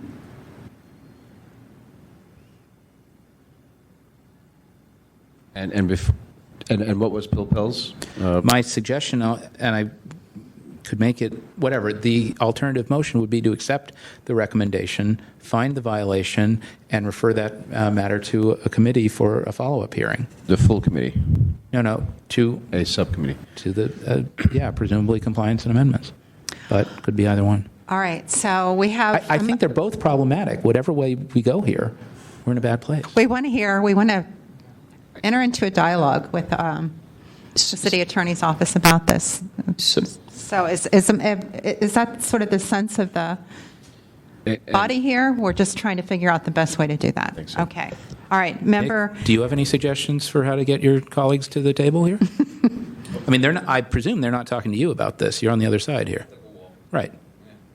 You have any thoughts? I mean, do we suggest that there'll be food? Maybe they'll come to Help us out here. We'd like to move this along. We would like to hear from the city attorney's office. I don't think you should adjudicate this matter in a way that's strategic to try to get a response from them. Just adjudicate it on what you're finding here right now. It seems like you want to adopt the ruling, but you're worried that might get them to not respond in the right way. They're already not responding. Don't do that. I think that this is kind of boiling down to our enforcement powers and sort of our feeling here that the only way we have to get people before the bully pulpit is to expand the hearing, and I think that may be kind of overreaching. I think that following our procedure and adopting the ruling of the complaint committee and sending it to compliance amendments or EOT, that would be. I would be more in line to vote in favor of that motion. All right, so do we have a second for member? One more point on that in response is that there still is the fact that the ruling didn't find failure to provide a proper representative to speak on the case. So I still am disinclined to embrace the recommendation. So first of all, we have Member Wolf's motion. Is there a second for that motion? Okay, seeing none, do I hear another motion? I would move to accept the recommendation of the complaint committee and have this sent to a subcommittee of the task force, and simultaneously communicate to the complainant that they are free to open a petition with the Sunshine Task Force to review the decision of the supervisor of public records, late as it was, to have us issue a determination of whether that record is public under subsection E. Is there a second? I guess I'll second, but I would say to Member Hepner, I think the complainant has already effectively done that with the other case, because the underlying record really was the PUC report, and so we're already sort of dealing with that. Okay, and that's going to be before the full task force. Right. Mm-hmm. Right. Okay, is that, so we have a motion and a second. Any public comment on the motion?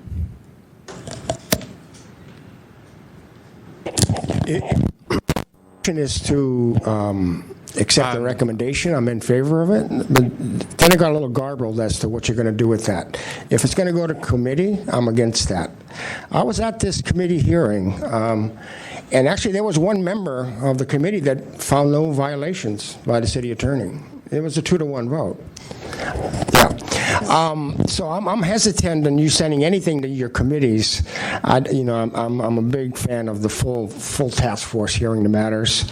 The city attorney was arrogant, if not contemptuous, of the committee. The committee could have, and you can also find a violation of the city attorney's office tonight for not showing up, and even a 6734, a willful violation.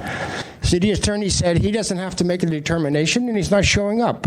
And you know something? He's not here tonight. So, you can. The way to get the city attorney here is to find him in violations of some Chapter 67, failure to appear, and maybe a willful violation. That's what you ought to do. Thank you. Thank you. Let's see. I'm confused. You're a party to the matter. So, Dr. Kerr. I got a little bit lost in the different motions, but to me, this is a challenge to the entire task force, what's happening with Matt Dorsey's statements. and it's reminiscent of what he said 5-6 years ago about this body being a kangaroo court. He said it to the New York Times. So I wouldn't take this lying down, and I would not try to finesse an approach that will avoid confronting this issue.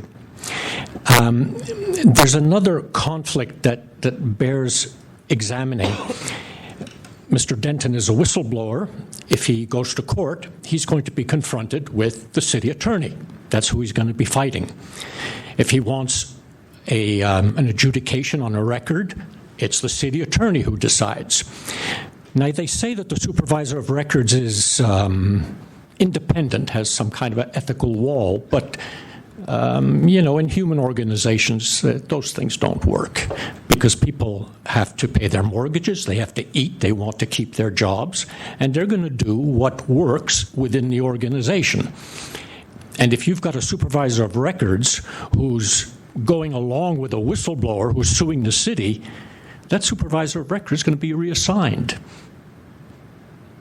So I think that there's a lot of important philosophical issues that relate to open records and freedom of information, and you should take it up in a big way. Thank you. Thank you. Any additional public comment? Hello, Charles Grisham.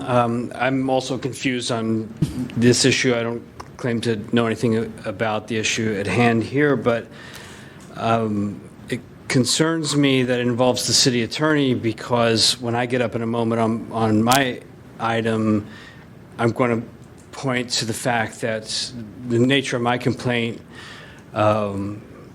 arose from the city employee referring me to the city attorney. And I didn't go along with that because I assumed the city attorney would claim as privileged anything that I was looking for. So I wasn't interested in trying to seek my public records for the city attorney. And this 1.5 year long ordeal with Department of Public Works really began with the custodian of records there saying, we don't have that, that's not our responsibility, go see the city attorney. So I really don't know what's going on here right now with this item, but if it's the city attorney being part of the obfuscation of the public's in the interest in getting public records, then I hope you'll take that into account. And I also, in my matter, appealed to the supervisor of records at the Office of the City Attorney, and I think it was Janet Clark, and got really no support, although I believed her responses in writing to me that it wasn't her area, that she would take it up if it, I don't even remember exactly what she said, but I didn't, she said she wasn't involved in it, it wasn't her area of jurisdiction, and gave me no support. So that's why I've been down here, I think, four or five times now, and it's been going on for 1.5 years. And it's all started with the city employee, in my matter, referring me to the city attorney. We don't have those records. Go see the city attorney if you want to get at those records. So it seems like there's some connection there, and I'm worried about it. Thank you. Thank you. Is there additional public comment? Okay. Seeing none, Mr. Young, would you call the roll on the motion, please? The motion is accept the recommendation of the committee, and I'll be at the discretion of the chair where the matter will be referred. This should go to compliance and amendments. On that motion, Member Wolf? No. Wolf, no.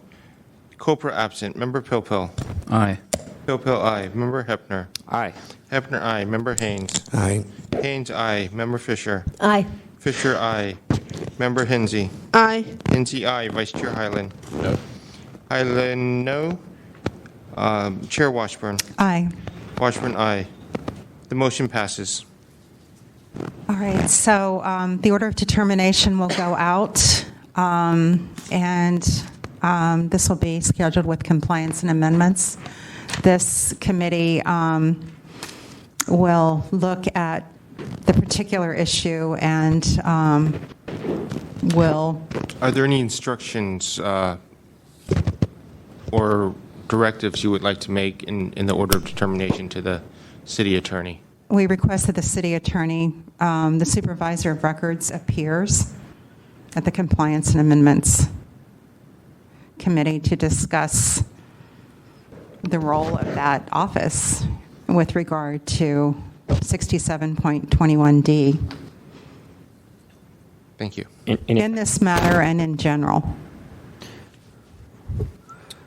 Was that, help me out here. I would also add in the timeliness of their response. That's really the violation that we found. It was the equivalent of a timeliness violation on records, but it's those timeliness under the supervisor of records. I don't think we need to necessarily indict the entire process that the supervisor of records undertakes, but certainly with respect to the timeliness, which was the clear violation. Could I suggest two other things? Can we add Deputy City Attorney Brad Russey? Is it Russey or Russey? 1 moment, please. Russey? In terms of people you wish to appear? Well, he's apparently the supervisor of records or was for purpose of this case, but we should certainly add him to the CC list. I will add Brad. RUSSI, and the city attorney, Herrera. I mean, when we find a violation, it should go to the department head as well. Exactly. And when you schedule that at committee, can you include in the file the procedures that they provided to us? We can find the file. Paula Jessen came or Matt. I believe that is online. Okay. I'm not sure if... Anyway, they provided a couple of pages of procedures. We should include that in the file so they can say, yes, we're still doing that, or, no, that was a few years ago and forget it. Or ignore We could it. say in the directive to prepare to Copy of the procedures. Yeah, prepare to discuss them. Has that included all the things? Yeah. All right, Okay. I'm done. Thanks. Okay. Next on the agenda I'd is... actually like to suggest that we have a break for 15 minutes. So this meeting is in recess. It's 5:55 until 6:10. The August 5th, 2015 meeting of the Sunshine Ordinance Task Force is called back into order at 6:12 p.m. Mr. Young, would you call the next item on the agenda, please? Items number 5 through 10 will be called together. Item number 5, file number 15032. Item number 6, 15050. Item number 7, file number 15055. Item number 8, file number 15076. Item number 9, file number 15084. File number 10, item number 10, file number 15106, complaint filed by Alvin Johnson against Dennis Herrera and the Office of the City Attorney. To summarize, the committee found that due to the number and nature of requests from Mr. Johnson to the city attorney, the city attorney's invocation of the rule of reason is reasonable. The city attorney will continue to allocate a reasonable amount of time each week to respond to each of Mr. Johnson's requests in order that they were received. Mr. Johnson was unwilling to narrow his request. If there's any additional summary from the committee? No, I'm reading your very good summary, by the way. Your hearing on the complaint and summary of all. Would you mind pulling down the Sorry, I thought it was on me already. No, I'm reading through all of the findings and the facts, and, we went through this many cases and looked at the volume of information, which was at times hard to follow, and we didn't find any violation. Took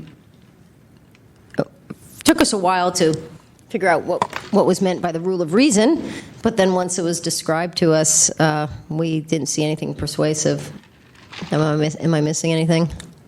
I believe that the committee found that the implementation of the rule of reason was reasonable in this case. Please, before I finish them.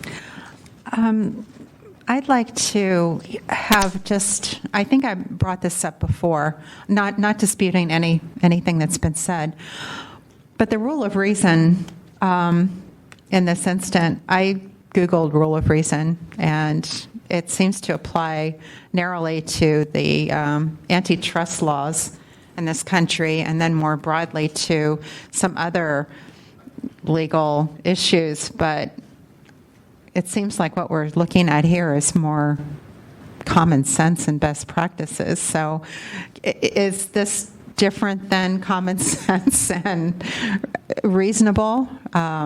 It's not, has nothing to do with the technical term rule of reason as I understand it in the law, but I'm not an attorney, so you attorneys can, all of you attorneys can enlighten me on this. You know, I looked for some case law that I thought would be applicable and worth citing or summarizing that was somewhat analogous to our case at hand. The rule of reason is a common law principle, and it has been applied in a PRA request context as well. Okay. I just couldn't find a case that actually justified its use that had been litigated and was a citable case in California. But granted, in those instances of cases that I found where they deemed that it wasn't warranted, all of those instances that I found, the complainant was actually asking for something that was somewhat specific, that was identifiable, that wasn't just, you know, voluminous. Yeah, a needle in the haystack type search. So that's why I didn't cite anything. But I also didn't want to cite to the Good Government Guide. Because it's just a practice of mine not to do. But it is cited in there as something that can be used under extreme circumstances. So in other words, this, I guess for a layperson, we're looking at reasonableness and common sense and undue burden, those concepts, rather than the technical rule of reason with the capital R and the capital R. Okay. Member Pilpel? Couple of things. First to Victor, again, we didn't get anything from Mr. Johnson. I mean, we probably did get things from Mr. Johnson. Did we get anything specifically in response to the recommendation? No, I did not receive any. Okay. Nor did we get anything back from the city attorney on the recommendation. We did not receive anything specific to these complaints. Got it. And then to Nick, I'm trying to remember the site. There was the case I remember was out of San Bernardino or Riverside, where there was a county assessor that wasn't providing enough time for people to review records, and the court applied the rule of reason there. It said, and I can't remember the site now. It was like 1967 or something. I guess I was -1. Never mind. vaguely rings a bell. Okay. I mean, that's like the case most often cited that I recall. Lee, do you happen to remember anything? Not offhand, no. Okay. But it is a common law doctrine. And again, it was with the understanding that departments can't provide nothing. They can't completely stonewall, but they can sort of slow it down because they've just, somebody creates a mountain of stuff and it just takes time to get through it. Mm-hmm. So it's just that the normal deadlines don't apply so long as the department is continuing to put some time into it and produce some things, albeit slower than you would otherwise. Okay. So at this time, do I have a motion to accept the recommendation of the complaint committee on this matter? So moved. Is there a second? Second. Is there any public comment on this matter?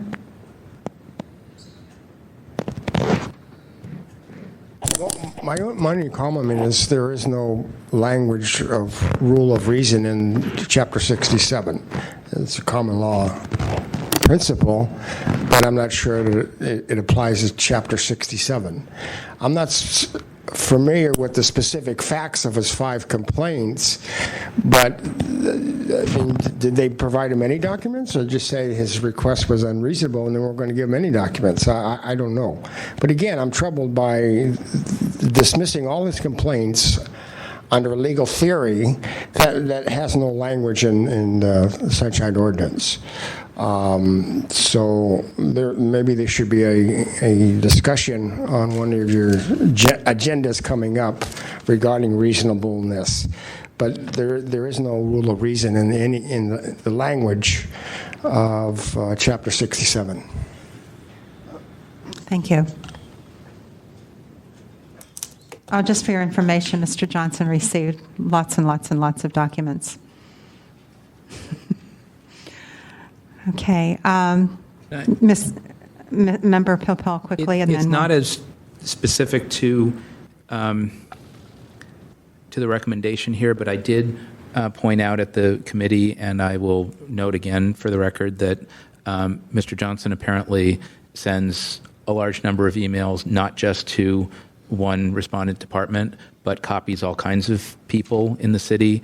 And my understanding is that many people get his stuff and have to spend a lot of time reading through it and figuring out how much is just rant stuff and, if anything, is an actual request that they need to respond to. So it's not just that a single department like the city attorney has a mountain of requests, but that lots of people are spending time reading through this and figuring out whether they need to respond, and if so, how. So it's not just him. There may be others, but this particular person has apparently created and continues to create a huge burden for the city to deal with. So the good, I guess I've said before and I'll say again, the good thing about being able to fire off multiple IDRs at 2 in the morning is that you can do that. The bad thing is that, you can do that.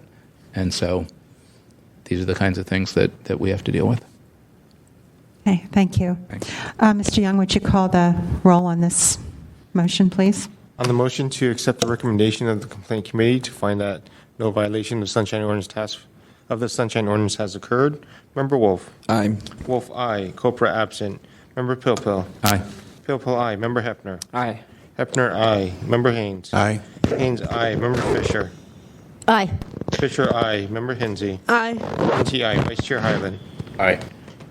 Hyland, aye. Chair Washburn. Aye. Washburn, aye. The motion passes.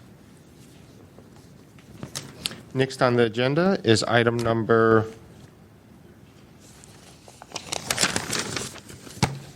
13. File number 14067, complaint filed by Charles Grissom against Frank Lee, Public Works, for violating Administrative Code Section 67.21C for failure to assist the requester in identifying the existence, form, and nature of a requested record. The Education, Outreach, and Training Committee referred the matter to the Sunshine Ordinance Task Force for a de novo hearing. I do not know if the EOTC would like to provide a summary before we begin. So this was the EOTC acting as the complaint committee? No, this was at the Sunshine Ordinance Task Force. The task force found a violation and referred it to the EOTC. EOTC had several meetings regarding the matter, and I don't believe that they could resolve it, and so it was referred back up to the full task force for a de novo hearing. All right. So the EOTC, Vice Chair Hyland, would you brief us on this, please? I was actually going to see if Member Pilpel had any more recollection than me. My recollection was that we really hadn't seen any material improvement in process from DPW, so I think that was our recommendation, was to bounce it back and have us look at this again. Member Pilpel, do you have any other additions to that? Trying to recall, and I guess I'm still noting our little typo here. Never mind.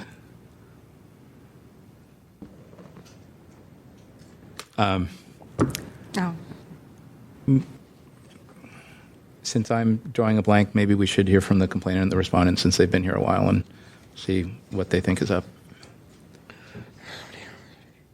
What can Frank W. Lee do for us? So I'm going to ask Mr. Young if you would help refresh our collective memories or educate those who don't remember this case. Kind of why are we hearing this tonight? How did this end up on our agenda? I believe, from memory, that there were certain issues that the EOTC wanted the department to perform, as in improvements to the website, to be sure that the public could retrieve certain information easily.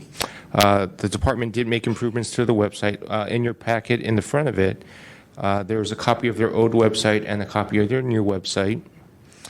However, there were certain issues in questions by the committee where there were certain documents that the department would not have available, and that I believe that they would refer to the city attorney to provide that document.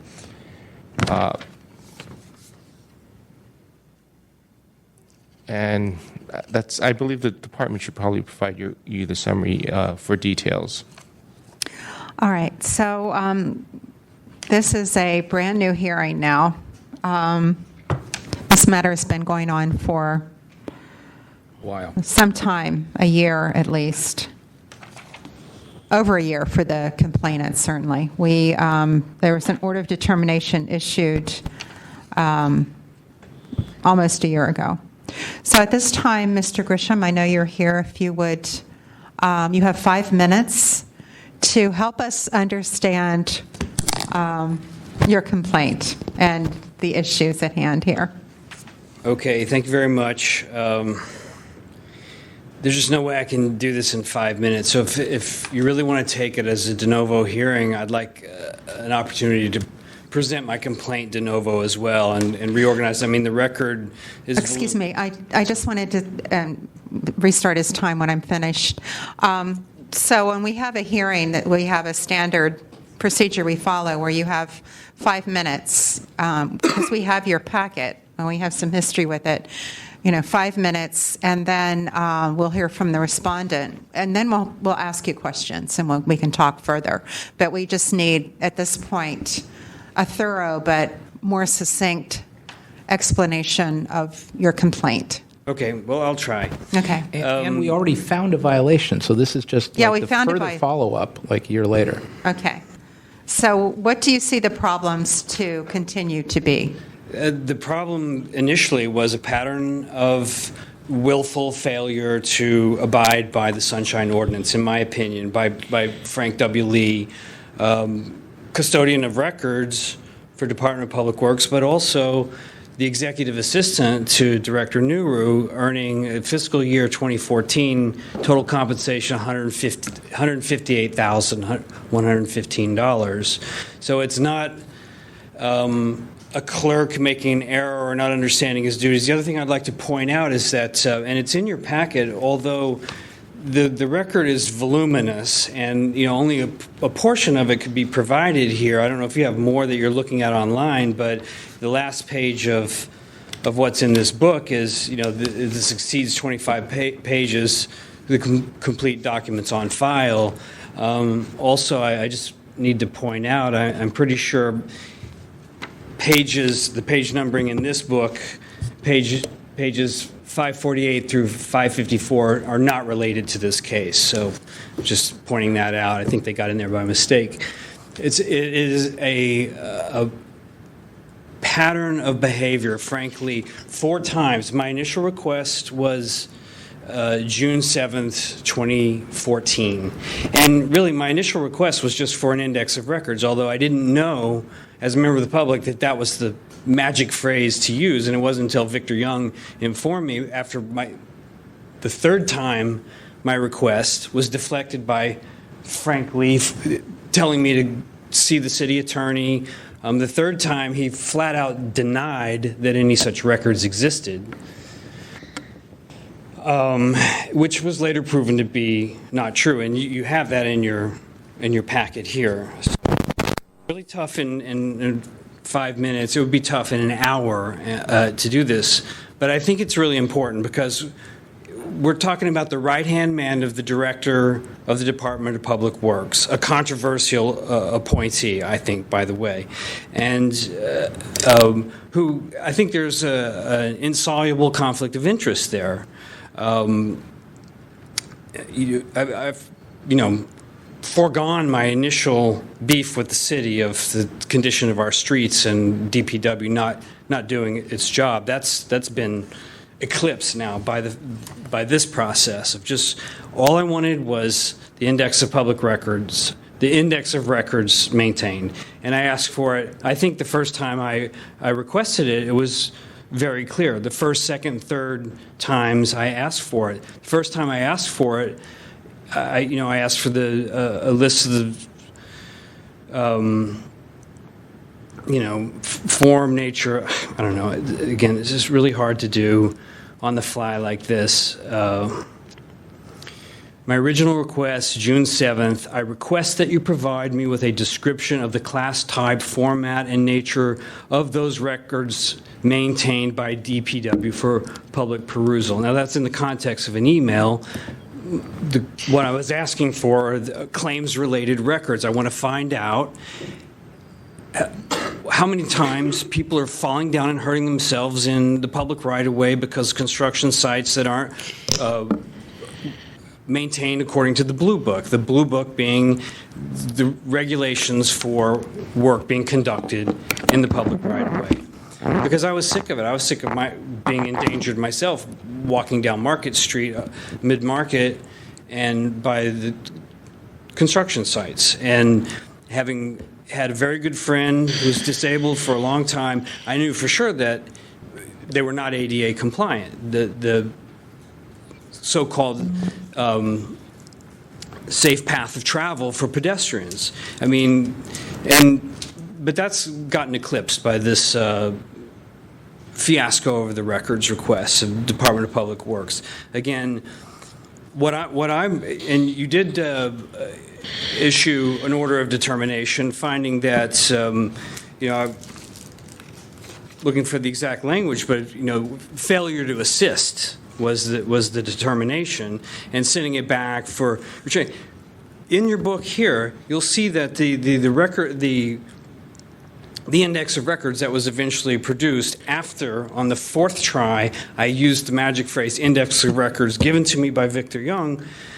Then, within minutes, frankly, coughs up what he had all along, which was the policy and procedure on records retention, this records retention schedule, which in fact he, less than 6 months earlier, had, it's noted in here, reviewed and revised by Frank Lee, approved by his boss, his direct boss, Mohammed Nuru. So if you look at what he eventually on the fourth try after closing. If you could wrap this up because your time is elapsed. Well, like Frank I said, Lee knows the rules. Sending him for training which was the order of determination's effect, was nice, but it should have been unnecessary since he wrote the rules. It says, on page 516, recommended Frank W. Lee, prepared by Nelson Wong, revised and reviewed by Frank Lee. He knew the rules. He knew what he was doing, and by deflecting my request simply for an index of records, and what I read you here earlier, I think made it pretty clear in my plain language what it was I was asking for. He knows. He knows what he's doing. Okay. He may act dumb, he may play dumb, Okay. but he knows what he's doing. All right, thank and you. I wish you'd find for willful failure so I can go on to the Ethics Commission and have it deemed official misconduct, because I strongly believe that's what it is. And I have another example that I submitted. Okay, you'll have time to discuss that. All right, thank you. Is there anyone here to offer facts and evidence in support of the complainant? Okay, seeing none, the respondent. Sir, a representative from DPW. Hi, my name is Jeremy Spitz from Public Works. I work for Frankly. I also help with public records. I'm responding because the allegations that Mr. Grisham has made towards Mr. Lee end up being somewhat personal, so we figured it might be a little bit more, it might be a little bit easier to have a third party represent Public Works. So if you'd like, I can give a very brief summary of the entire process from our end. Mr. Grisham's initial request on June 7th was for a number of items, and he did ask for assistance regarding what we might have for those items. I can list the items that he requested if you would like. It wasn't at all clear to us that he just wanted the index of records. When that was made clear to us on June 11th, we provided it the same day. So we had no reason to hide the index of records. It is publicly available on the website. So there's no, we have no intention or need to hide the index of records. So that's not a willful failure to provide it, in my opinion. Mr. Grisham was looking for a number of items that we did not have in our possession, such as claim files and police reports. So we understood his request to mean that he wanted our assistance knowing what we might have. So Frank responded that we don't have many of the things that you're requesting. These are the things that we might have, and we provided him with our procedures regarding construction projects in the right-of-way, and tried to refer him to the departments that might have the documents that he was in fact looking for. I can go into more detail if necessary, but it seems like the question of whether or not we knew that we needed to provide the index of records on June 7th is the question at hand here, and I think that I've settled that, or I've tried to settle that. If we want to go into the whole case regarding the claims, we can do that as well. I'm happy to do that. Thank you. Well, now is your opportunity to, you have some additional time. Okay. So, sure. Let me just go through then. So the initial request was for, number one, pre-litigation, current pending legal claims against the city involving the Department of Public Works in any aspect, legal claims against the city involving DPW in any aspect in the past 12 months that had been adjudicated, closed, settled, or otherwise concluded, police reports from the past 12 months involving construction sites under DPW auspices or involving DPW in any aspect, reports and other documentation regarding accidents during the past 12 months that involved workers, members of the public, or other persons at sites under DPW jurisdiction. Essentially, we responded that we don't have those things because the city attorney's office handles claims for our department. We don't have claim files, we don't have police reports, and we hadn't conducted any studies and therefore had no centralized data regarding any construction accidents in the public right-of-way. We responded to that effect, and Mr. Grisham went on to request the index of records, which we then provided same day on June 11th. Then we continually referred Mr. Grisham to the city attorney's office for claim files. He indicated that he was not interested in talking to the city attorney's office. So then, in response to him, in the idea of trying to get him what he was looking for, we went to the city attorney's office and requested from them that they provide us all of the claims that were listed under Public Works. They came up with a list of 544 claims during the past fiscal year that involved Public Works in any respect, not just construction. We then provided those to Mr. Grisham. Mr. Grisham then came back and said that he wanted emails regarding complaints in the public regarding construction complaints in the public right-of-way. We then asked which of the 544 claims he would like emails related to. He then said that he wants any emails from any staff regarding any of the claims. So that's 1,300 staff, 544 claims. The way that the city attorney's office operates is, since we're not directly involved in the claims process, if they're investigating a claim, they might email different members of our department regarding what they need from us, if they need us to investigate something. So it could have been a whole number of employees, and it was a lot of claims, so we agreed that we would provide that on a rolling basis. It proved very difficult. Would you like me to go on or stop? Could you just explain the current status of the 544? You were at a point, and I just didn't recall what the production was at this point. We we hit roadblocks because a lot of the claim information was very vague. It had full or partial addresses. We didn't really know where to go. So our idea at that point was to ask the city attorney's office if they could provide us 10 claims per week, information from their end if they had reached out to any Public Works employees. If they provided us those 10 claims per week, we would then identify the emails within our department and provide those to Mr. Grisham. They agreed to do that, but they didn't really follow through. When they became non-responsive on that issue, they stopped providing us any claims or any communications. We then had the idea that Mr. Grisham... Sorry, how far had you gotten before they stopped being responsive? I believe that we had done one set of claims, I believe, so maybe 10 claims. I'm not sure. I didn't write that down. Mr. Grisham, does that sound about right? It's possible. Okay. Yeah, I mean... Okay, and then what did you do? What was Plan B? So Plan B was we thought about a specific database that we might have that might be somewhat related to this.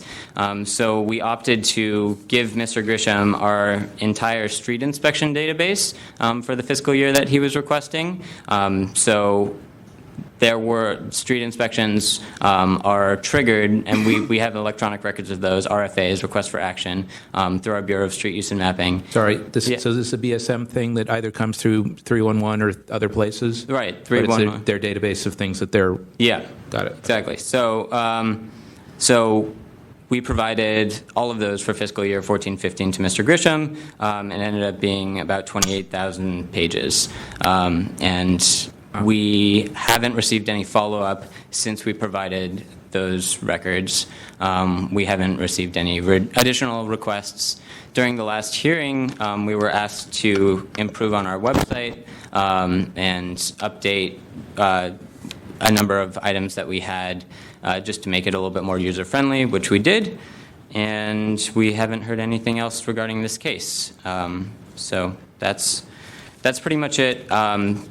I believe that there have been no willful violations, or we've not tried to obstruct Mr. Grisham in any way. In fact, I think we've gone above and beyond to help by going to the city attorney's office on his behalf. Madam Chair? Okay, now, first of all, is there anyone here to offer facts and evidence in support of the respondent? Okay, seeing none, the matter is now at the task force, so I wouldn't go far. There are likely to be questions. Great. Member Pilpel.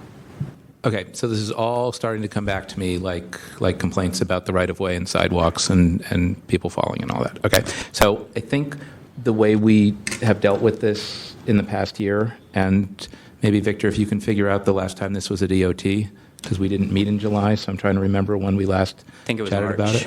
Was it March? It's been that long? I think so. Okay, I'm not anyway, sure. if somebody can figure it out from the minutes. I think we kept this in one file. It's like the 3 a.m. thing. The good thing about keeping it in one file is it's all one file. The bad thing is then you've got like one file with different things going on. So I think the two things going on were Mr. Grisham's request for specific claims information and the 544 things and Plan B and all of that. And so one of the questions is whether the 1415 BSM file is sufficient in lieu of the rest of the 544 matters, or if we need to go back to that and try to, good luck motivating the city attorney. We just chatted about that for some time. So that was the question to Mr. Grisham. And then the other part of it was whether Public Works had proper procedures and training et cetera, and we've got stuff here. We've seen some of that at EOT, the PowerPoint, the staff training, the website, the what can Frank W. Lee do for you. That's my favorite, by the way. It's a big one.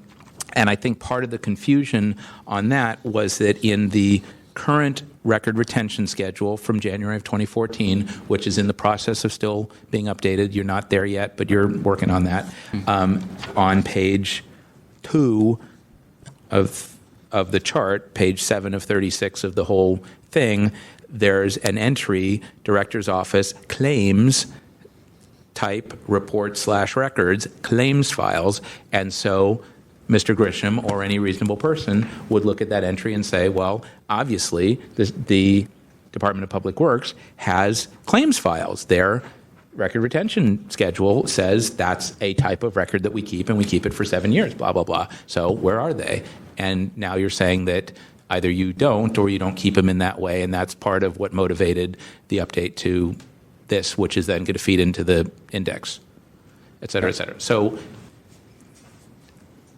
I guess I think, unless I'm convinced otherwise, I believe that the training is up to date. What you've got is good. What you changed on the website, which I wasn't aware of, but thank you, that's good. I think the only changes I would make here, I would make it public records requests. So it's not like public records request. Requests? Yeah. Plural? Yeah. Oh, and maybe put a date on it because it says at the end that it's out of date and we're in the process of updating it. You may want to just put a last updated date so you'll get back to it so someone looks at it. It's not like that was 10 years ago. It was like that was in the last few months. So I'm satisfied on the procedures stuff, Chris, unless there was anything else.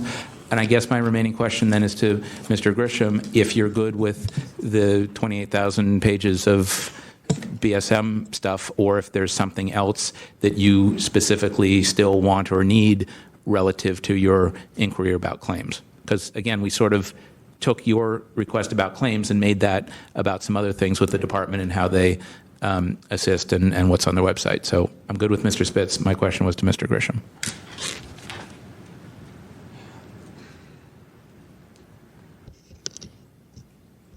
I'll be real honest, I haven't gone through 28,000 pages. I think, they went from denying that they had anything to overloading me with information that they knew I would never get through.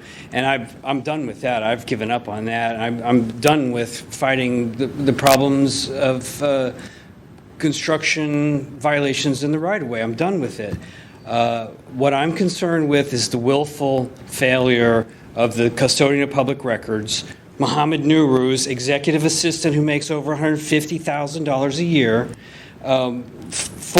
3 times denying me the index of records, which is a record that I was requesting.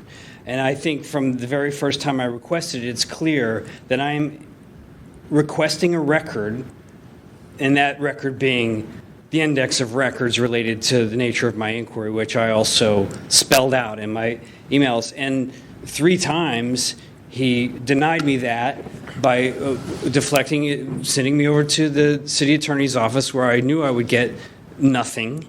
And plus, I felt it was the custodian of records' duty under the Sunshine Ordinance at the Department of Public Works to produce these records, not the city attorney's office. I didn't think the city attorney's office would have the records that I was seeking.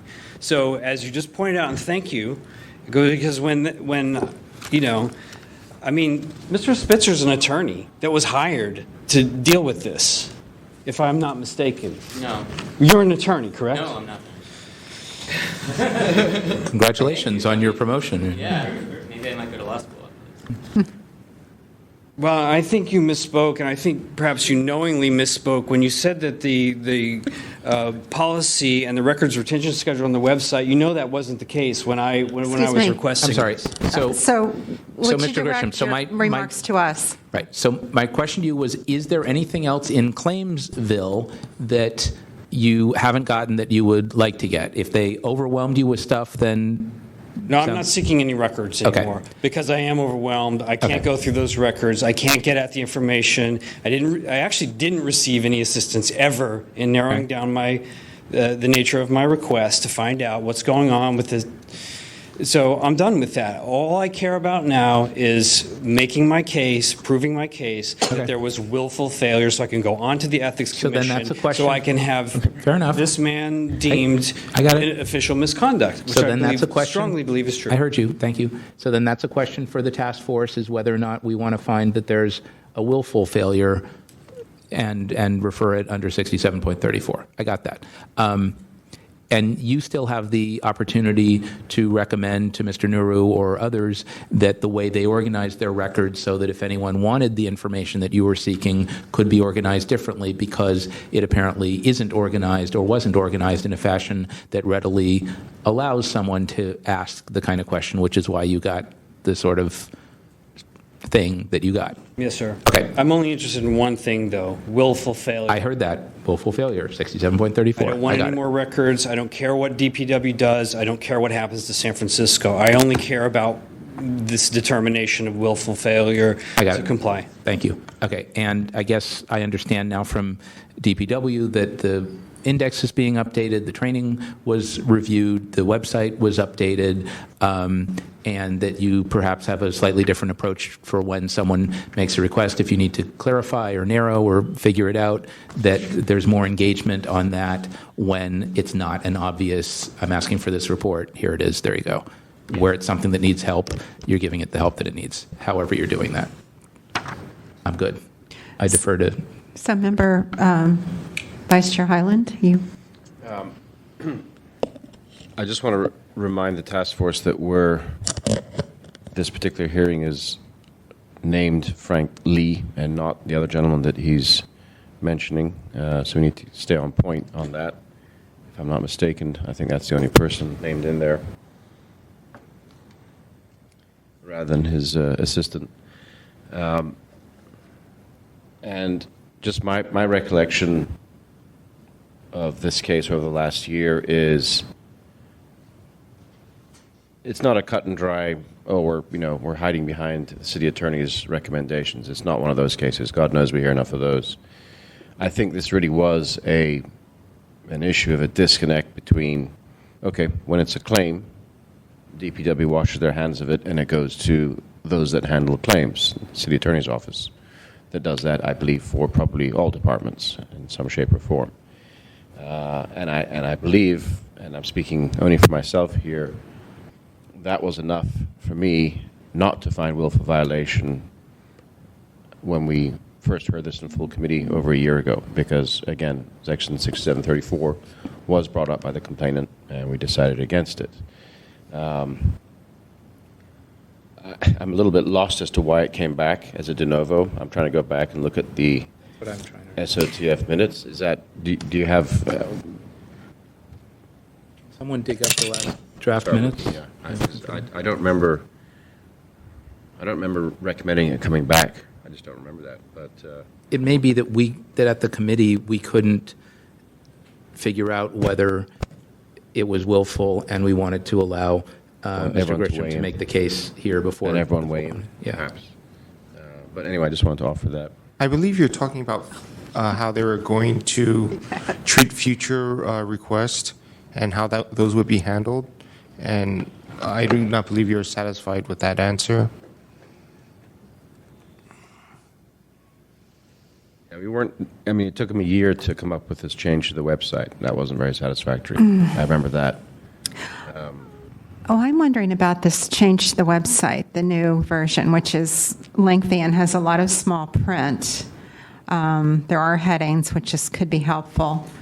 I don't see a link or to the index of records. It's at the bottom. It's at the very bottom? Correct. It should probably be made bold or underlined somehow, because when it prints out, it didn't suggest that it's a link. No. Yeah. Where? On page 2, at the top of the second page, download documents. And you can probably up the font size. I mean, Yeah, no problem. We are happy to make any changes. Yeah, that's... It's under sfdpw.org. What I would like to see is some sort of uniformity across... Oh, you're looking for the other. Across city agencies about how to find stuff. And that's something that EOT is working on, and I'm also supposed to, copywriting. Because this is, I'm sorry, if somebody goes here and they have no idea what kind of records DPW has, they wouldn't know from this how to find that out. They would have to know index of records. They would have to go all the way down to the bottom and understand index of records is a list of all the types of documents you have. Must have been May. And this is completely unhelpful. If you have any suggestions of how to make it more helpful, we are happy to implement them. I think we do have a sentence in there that if you do need assistance, please call, and we will help you. That's great, Yeah. but you might not get so many calls Sure. if you make it was sort of up a in Member Wolf. self-service type of thing. Member Sure. Wolf, you were instrumental to this. I did find the notes, and I'll Right read them out. Okay. Got it. Yeah, so basically we combined the files and we threw it back to this full committee to re-examine willful. So the willful violation in this instance would be a continued obfuscation initially with Mr. Grisham. He wanted the index of records. He didn't know the term. Who does? He wanted to know what kinds of documents DPW has. Is that correct? Yes, ma'am. And could I just quickly recap it for you? I mean, what the Sure, back and please. forth Yeah, case- I want to know why we're here tonight. Yes, Clearly ma'am. know why And we're I here do tonight. think it's very important because it's, again, Mr. Lee wrote the policies and procedures. He reviewed it. He signed them. He knew what the policy was because he wrote them, and his boss signed them. So it's not like he needed to be sent back to class. Initially, I wrote on June 7th, the full context of it was preliminary to submitting my detailed requests related to claims. There was more in the email. Preliminary to submitting my detailed requests under San Francisco Sunshine Ordinance for public records maintained by SFDPW. I request that you provide me with a description of the class type, format, and nature of those records maintained by DPW for public perusal. I believe this person knew that was an index of records I was asking for. He wrote back and gave me referred me to the city attorney. I wrote him again. I believe it was the same day.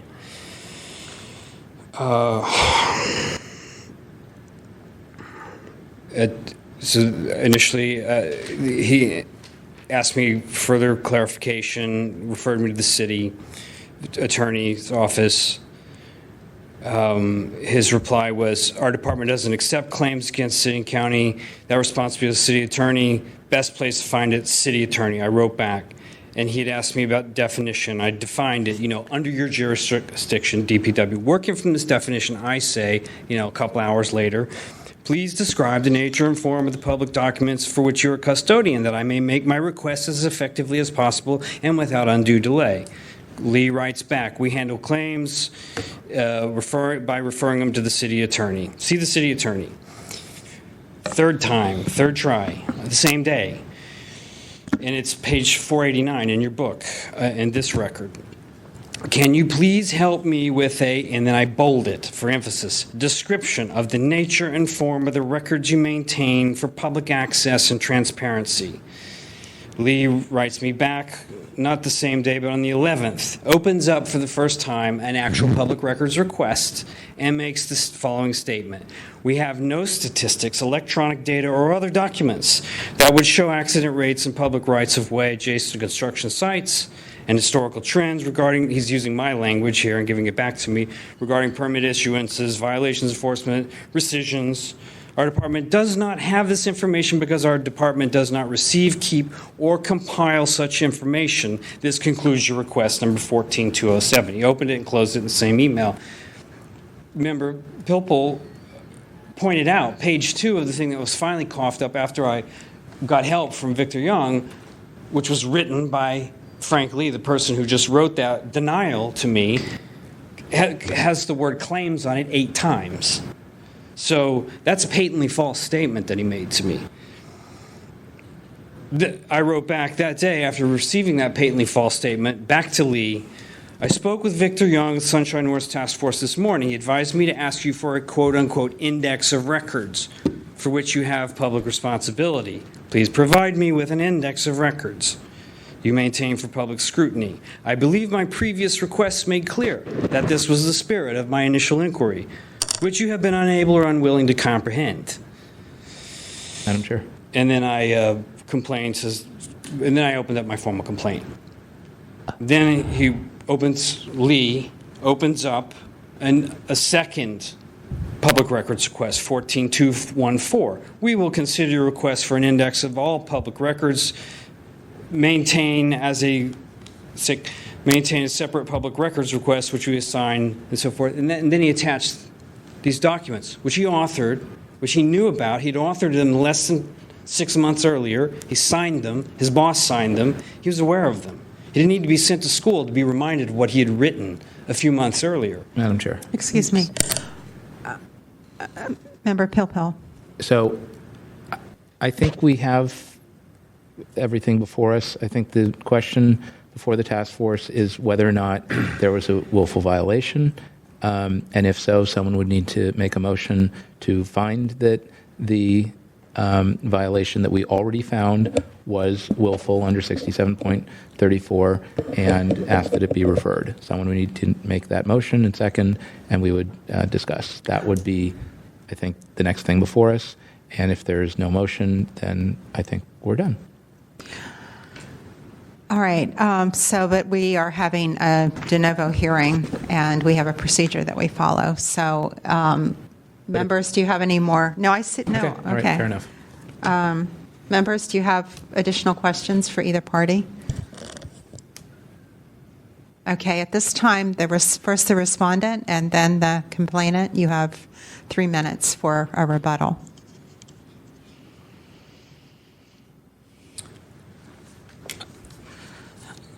So the question at hand is whether or not we knew that he was asking for an index of records, which is a document that we have no reason to try and hide or obfuscate. The answer, I think, is no. We saw his request, and we were trying to help him identify documents that might relate to that request. That's generally what we do. We don't get a lot of requests for our index of records. Once we realized that, we gave it right away. And in the index of records, when it does mention claims, that doesn't make our previous statements false. That just makes our index of records out of date, which we acknowledge and we are in the process of updating. Thank you. Thank you. And now at this time, Mr. Grisham, you have 3 minutes. Well, I refute that because the records that were finally produced show that there were claims that were the information existed, which was previously denied to be in existence at the Department of Public Works, not at the City Attorney's Office. Again,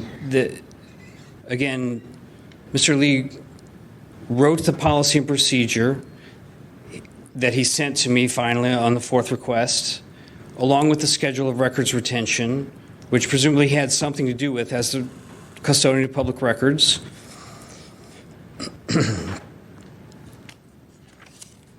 I had to ask 4 times for the index of records. He knew what I was talking about. It defies, it's beyond belief. It doesn't pass the smell test that Frank Lee, custodian of public records, executive assistant to Mohammed Nuru, making over $150,000 a year, didn't know what an index, what I was requesting in that language that I just read to you. He knew I was asking for an index of public records. They do have a reason to put up a barrier to my accessing these records because there's all kinds of violations all over the city, which I believe everybody in this room sees every day. The Department of Public Works does not enforce the Blue Book all over the city.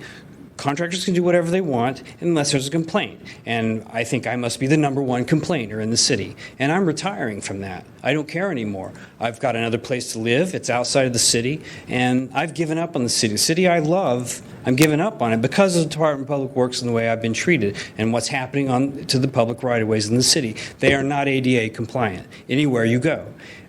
Contractors, developers can do whatever they want because they're the money interests And that's how politics work, apparently, in San Francisco. San Francisco used to be a beacon of slow growth. We have such a beautiful city because after Fontana Towers were built, there was a public outcry. No more of this. That kind of activism is gone. Now you can build whatever you want in the city. It doesn't matter how it impacts the public right of way or members of the public. The public interest does not matter in the city anymore. And I don't see that there's activism or political will to change that. I'd asked for the index record 4 times. Custodian of Public Records, Frank W. Lee, knew exactly what I was talking about. I think that on the face of it, it was a willful failure to carry out his duty under Sunshine Ordinance, and I think he should be held accountable. And I think it's particularly egregious and concerning because he is the right-hand man to Director Nuru, and I do believe they have reasons to either deny these records exist or to bury them in 23,000 pages of responsive documents. Thank you. The matter's now with the task force. Member Hebner? Oh. You look like you were about to say something. Sure. Better watch your nonverbals around here. With all due respect to the substantive issues that Mr. Grisham has with the DPW, I want to bring it back a bit to some of the improvements and the sort of the procedural aspects of what we're looking at here. I would actually commend the Department of Public Works for updating their website and the index of records. And it sounds to me like they have done quite a bit of diligence in producing quite a few records. It doesn't seem to me that there is any dispute as to the production of records anymore. It appears from our recaps of the EOT and our recaps here today that there has been genuine effort on behalf of both parties to continue to work together and make improvements here, which I think are manifest in our packet. The only other thing that I would recommend to the DPW is on this index of records, the link from the public records requests website, just to make sure that conforms to the index of records that's cataloged at index.sfgov.org. It appears that it does. I kind of been doing a spot check of it. And then it also appears that the record retention schedule portion of that index of records could probably use a little bit of formatting help, and having those labels at the top of the spreadsheet repeat on each page so that when you're on, page 10 of the index of records, you can still see what each column means. But that's my only comment, and I don't perceive a willful violation. Other members? And if we have anything further on DPW's site, yeah, good. Yeah. Thanks. So the EOT, regarding index of records, the EOT is working on helping city departments and agencies make it clear to members of the public what documents are available and how they might find them. That would be very valuable, not only to the public, but it would help save city staff time. And I don't know why this has been such a hard nut to crack, but we've been around and around with police department and all kinds of departments about this, and it needs to be fixed. I'm working on it. And so Mr. Grisham's case has helped this one department try to get a handle on it, but you're not there yet. I mean, it's you have to know what an index. You have to know that term. Mr. Grisham didn't know it. I would dare say 1% of the public might know it. Might. So. Helpful feedback. Thank you. Yeah, really. I mean, just imagine you're going to a city agency, you don't know really what they do, and you want to know what information they have. You think it's related to something you need to know. For that matter, there are a lot of other terms of art that departments use, and perhaps that's another thing that we could talk to DPW about. So another section in here could say, if you're looking for information about claims are handled by the city attorney. DPW handles the right-of-way from the street down, including sewer stuff for PUC. If you're looking for things about streets going up, then you want MTA. You can reach MTA, blah, blah, blah, right? So there's a lot of stuff, particularly with DPW, about what is that, we do trees in the middle of the road. If you want trees on the side of the road, you want you want rec park, blah, blah, blah. So we could probably do a little more there because a lot of people won't know what's where, and contracts are handled by OCA unless they're this. The average person just says, "Look, I want this stuff from the city. Go find it," and doesn't know what's. The only person that knows probably in this whole city is sitting right here beside I me. apologize for that. I just. Okay. All right. I told them they could just reroute all the 311 calls to me, and then. There you go. Never mind. It'd be like Kramer on Seinfeld. Hello, welcome to 311. All right. You've reached movie phone. Never mind. I think there is. All right. Members, any? I just wanted to say to Mr. Grisham, it looks like, I don't know if we're going to find a willful violation here or not, but, thank you to your efforts. They are on notice. And we'll certainly be watching, future violations by DPW. Hopefully there won't be any. But certainly anything approaching this, we probably would find as willful in the future. So, your work has not gone unnoticed, and we thank you for your time, considerable time over the last 15 months, appearing before us. And it's people like you that make this program work and put the city on notice, so to speak. The city that's changing so rapidly. Anything else? Through Members? permits issued by DPW. Never mind. All right. Are there any motions? Any motions? Okay. Seeing none, the matter is concluded. Just to summarize, a violation on this matter was previously found by the committee. That violation and order of determination is already posted and published. At today's meeting, there being no additional motion, no additional action is taken on this matter, and the matter is concluded. Next on the agenda, item number 17. File number 15115, hearing, review of ballot measure, sunshine, and open government. This is a ballot measure that was submitted to the Department of Election and will be appearing in the November election. Can I just ask an opening question to Nick so that we're all on proper notice? I don't know if the city attorney issued the annual memo on political activity. Can you give us a quick refresher on what we as members of the task force, Victor as staff, anybody else, what we can and cannot do relative to a ballot measure such as this? I should have warned you in advance. I'm not certain what you can and can't do. There's a standard memo. You've seen the memo? You know the memo? No? We haven't issued it yet, unless it's something that they don't issue annually.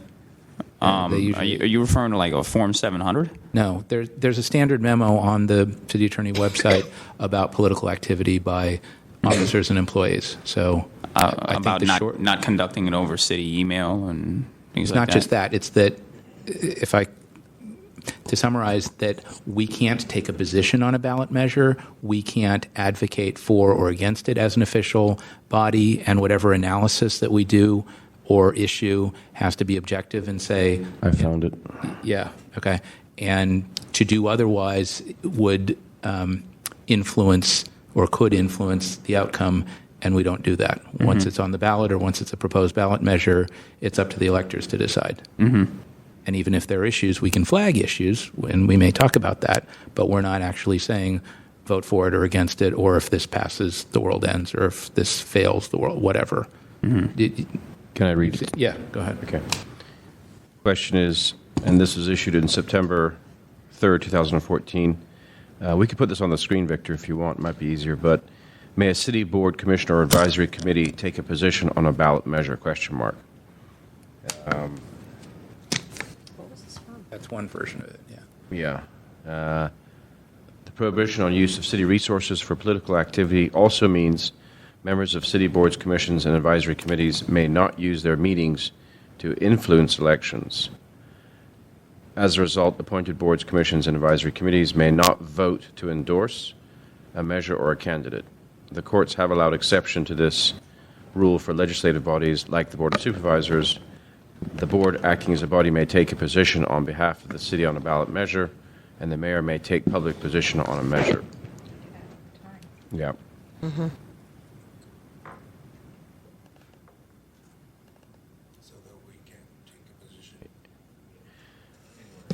David, it's www.sfcityattorney.org/modules/ Well, just do a search, it'll come up pretty I think it's part of the September, yeah. It's the September 3rd, 2014 political activity. That's Right. it, yeah. It's a PDF 3-pager. Yeah. Mm-hmm.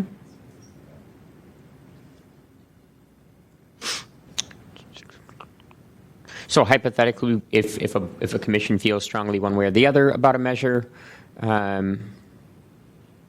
we may not vote on a resolution to support or oppose the ballot measure. We are free to do so in our free time.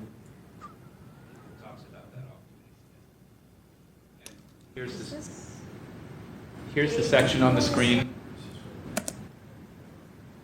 Put up the section on the screen about what we can do to analyze a measure.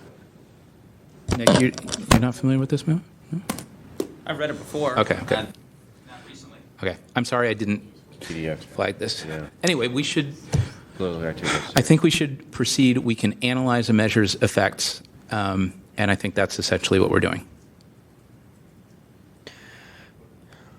Yes, we just can't vote to take a position one way or the other. Right. Yeah.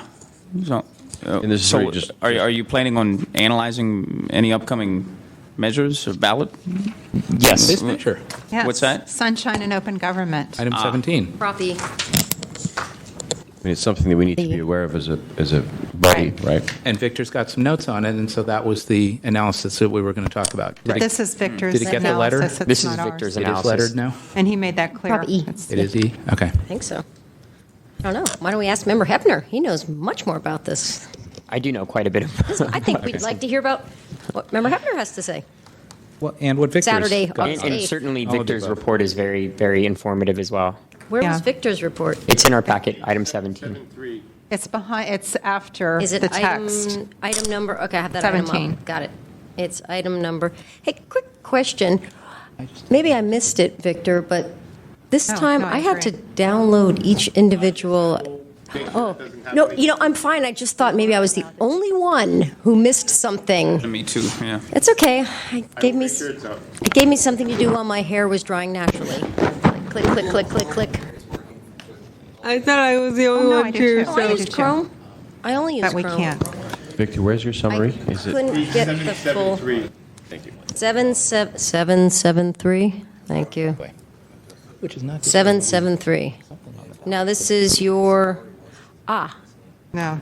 No, we want to do something. So more Victor, what you're comprehensive. saying here is It's not meant to, my intention was to determine what impact it would have on various departments, and I brought up some issues I that should see. be considered.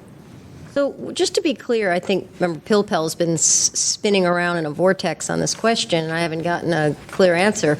Nick, we're allowed to freely discuss this, right? How we feel about this.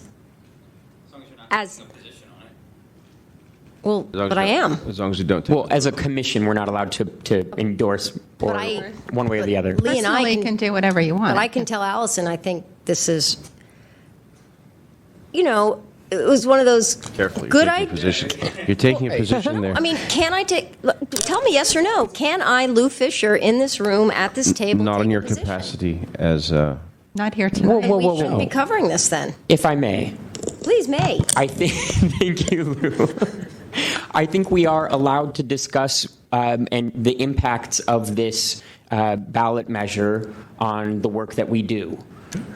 We are not we should not vote as a body for or against it, but I think we are free and to some extent obligated to discuss the impact of this measure on the work that we do, and that discussion is edifying to the public and the people who listen back to this audio recording, but should not and cannot result in an endorsement one way or the other. But otherwise, I think that we should discuss the impact of this. We could say, while well-intentioned, it probably isn't the best ballot measure for this and maybe should not be supported. Can I say that? Not so much. It's the not be supported. Then I rescind that comment. That was a hypothetical. That was why I did this whole intro about like what we can and cannot do. I want to. Member Wolf. I mean, in bouncing off what Member Hebner said, it seems to me that basically, as long as we're not taking a position for or against, we can still go into like, I'm concerned about this line that's here. It could mean this. It doesn't seem like this should be here. We can go through and look at the document. It's just not really a smart idea for us as individuals in this room to take a position explicitly, and it's a really bad idea for us as a group to vote on a position for it for the reasons. So I want to give a specific of I think something we can discuss.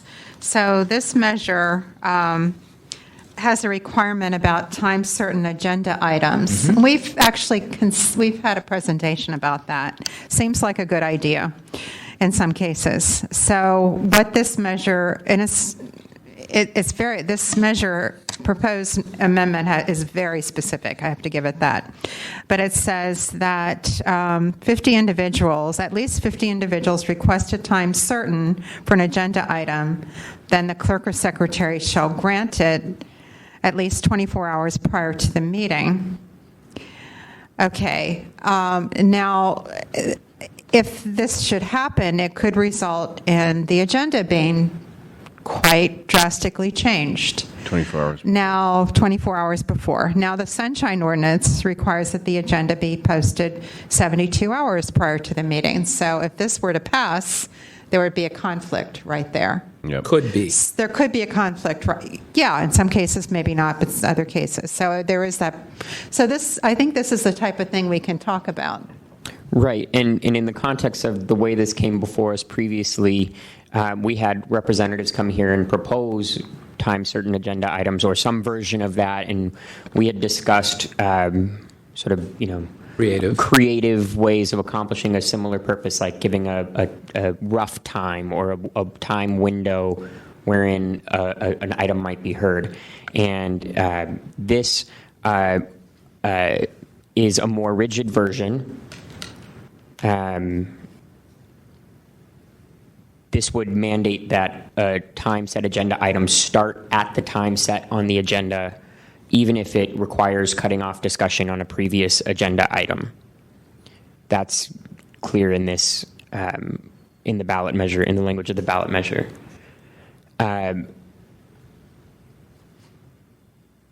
There is discretion, and I think that this is in Victor's report as well, that about the discretion that members of boards and commissions have to grant that time certain agenda item, and they are free to not grant it if it doesn't obstruct the flow of the. Well, I should probably look for the exact language. This is under section 67.18.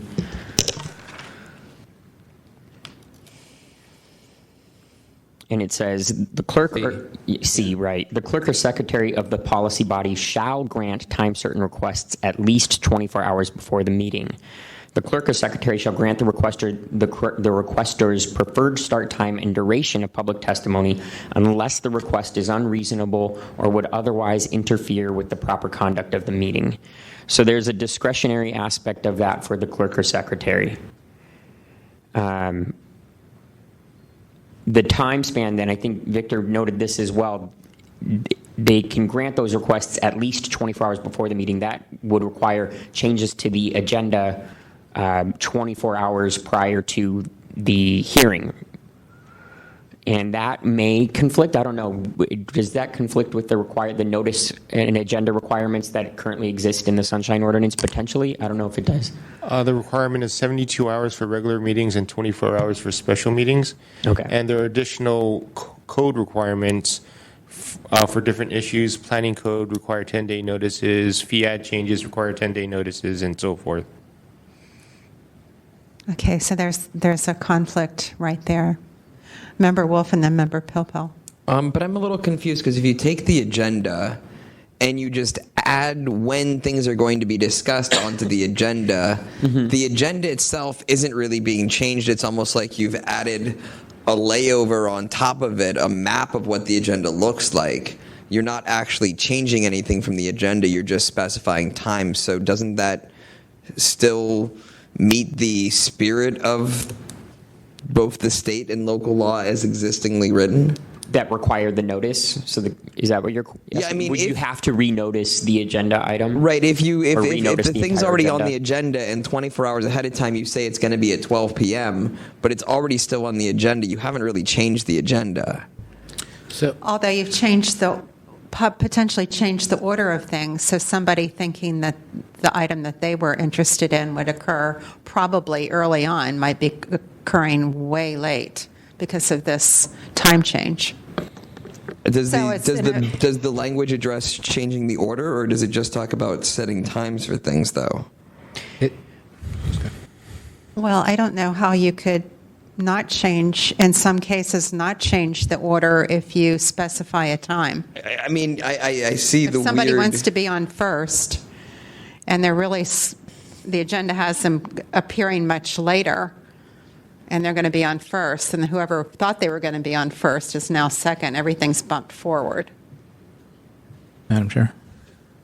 Member Pilpel. Member Haynes? I think this is going to make things quite challenging because for two reasons. One, that limits or completely takes away our ability to, on the fly, adjust an agenda, because sometimes we've taken things out depending on if people are here or not. So that time-dependent thing will completely take away our ability to do that. Two, it will also minimize public comment opportunities if it's time-dependent. So if something starts at 7, we really have to cut people off. And if there are 5 people on a stack, then 2 people or whatever amount of people will be cut off if we make it very time-dependent. Because we have to, and somebody has to watch that entire time, the clock ticking, making sure that we cut off conversation before the next item is supposed to come up if it's really going to be locked in stone. Those are my 2 concerns with that. That will make a lot of people in the public side very uncomfortable because they'd like to have their ability to have their public comment, and I don't want to take that away from them. And it'll just make it logistically very difficult to manage and make changes on the fly during meetings. Okay. So, Member Pilpel and then Vice Chair Hyland. Several thoughts, and again, I want to be cautious about what I say and how I say it, because I always do. Never mind. So, first of all, the what's the word? Not promoter. Proponent? Yes, thank you. The proponent of the ballot measure never came before us and said, hey, I've got these ideas. I think we could do blah, blah, blah. I'm working on a ballot measure. Love to get your feedback. This was done, from what I understand, totally without our involvement. From what I read, it was David Lee's class at SF State. Either he or his people in his class were interested in that, and somebody wrote it up. They must have run it by a lawyer because it kind of reads that way.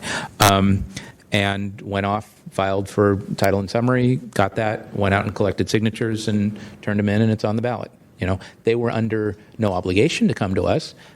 It would have been nice because, there are clearly some issues in here. For whatever reason, they either didn't know we exist or chose not to deal with us on that. They're right. If this fails, and I'm not opining one way or the other about whether that's likely, then I guess we don't need to worry about it. If it fails, it doesn't make any. If it fails, it makes no changes to the ordinance. If it passes, it would make these changes, and then things would flow from that. My view is that if it passes, and maybe we should ask Nick to ask his colleagues if there's yet a plan in the city attorney's office to. I'm sure there's been some analysis in the office, and there would be some advice about at some point from the city attorney as to how to interpret it and what happens. And I don't know the timing on that. I can't imagine that any of that would be issued before the election, but I don't know if it's happening in case something needs to happen like shortly thereafter, or if it would just happen following the November election. Even if the city attorney issues advice, we would still have the opportunity to interpret this because, hey, it's the ordinance, and to the extent that people are implementing it or not implementing it, we could, under the 67.30 powers, offer our own advice and recommendations to city departments about how to interpret it. There are provisions in here that are interesting. There are provisions that are challenging. And there may be provisions in here that just totally are unworkable or not legal.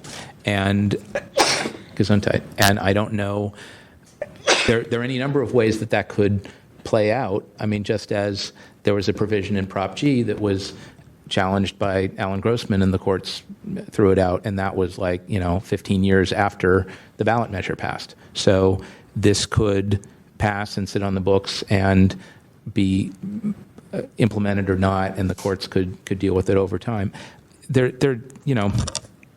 won't speculate much more on it. We could walk through the measure and Victor's comments and kind of look at some of the other provisions in here.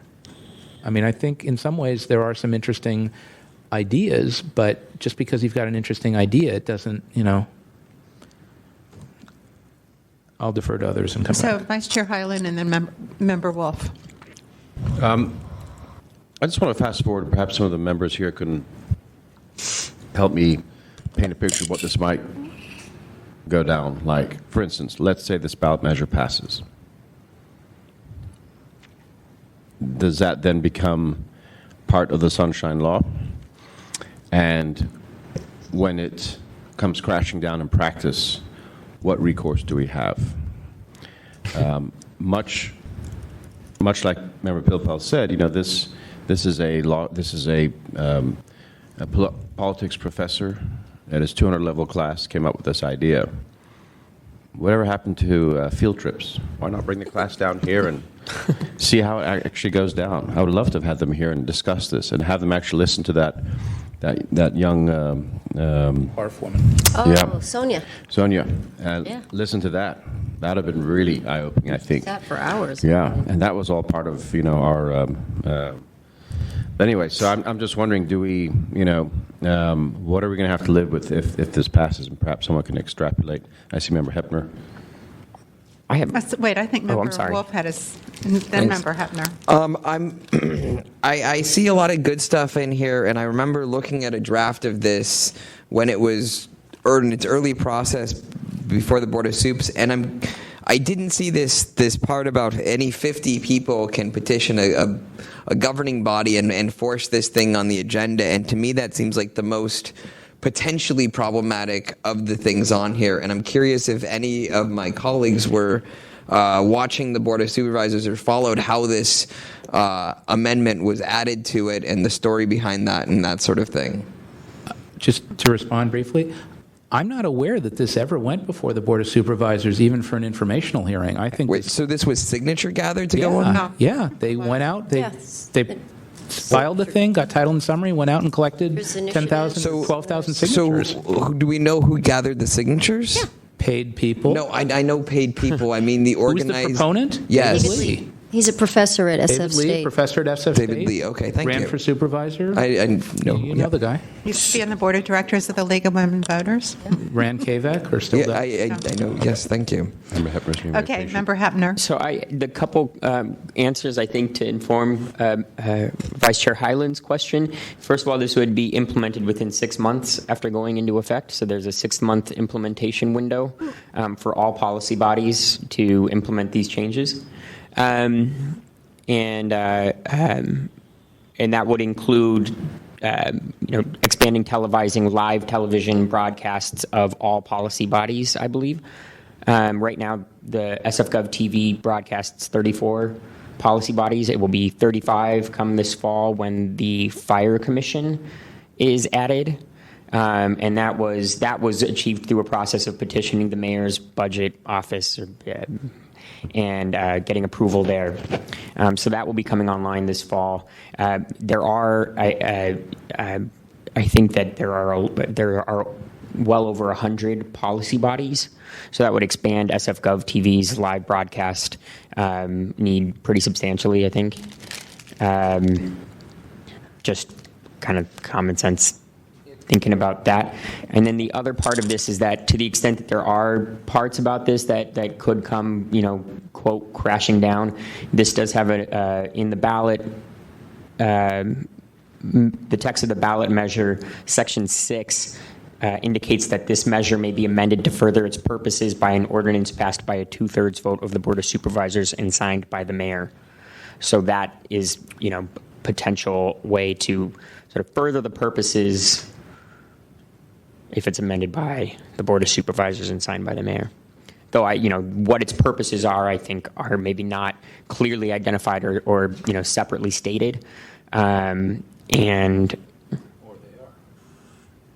as subsections H, perhaps, maybe, yeah,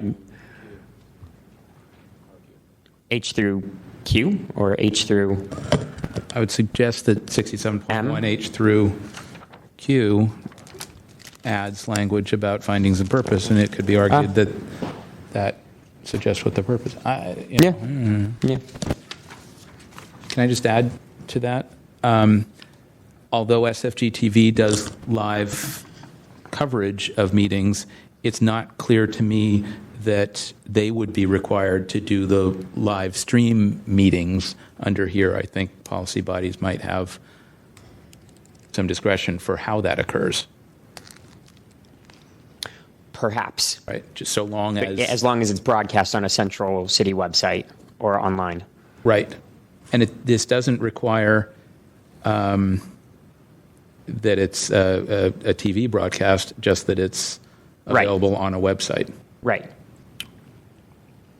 That's Vice true. Chair Hyland? Nope.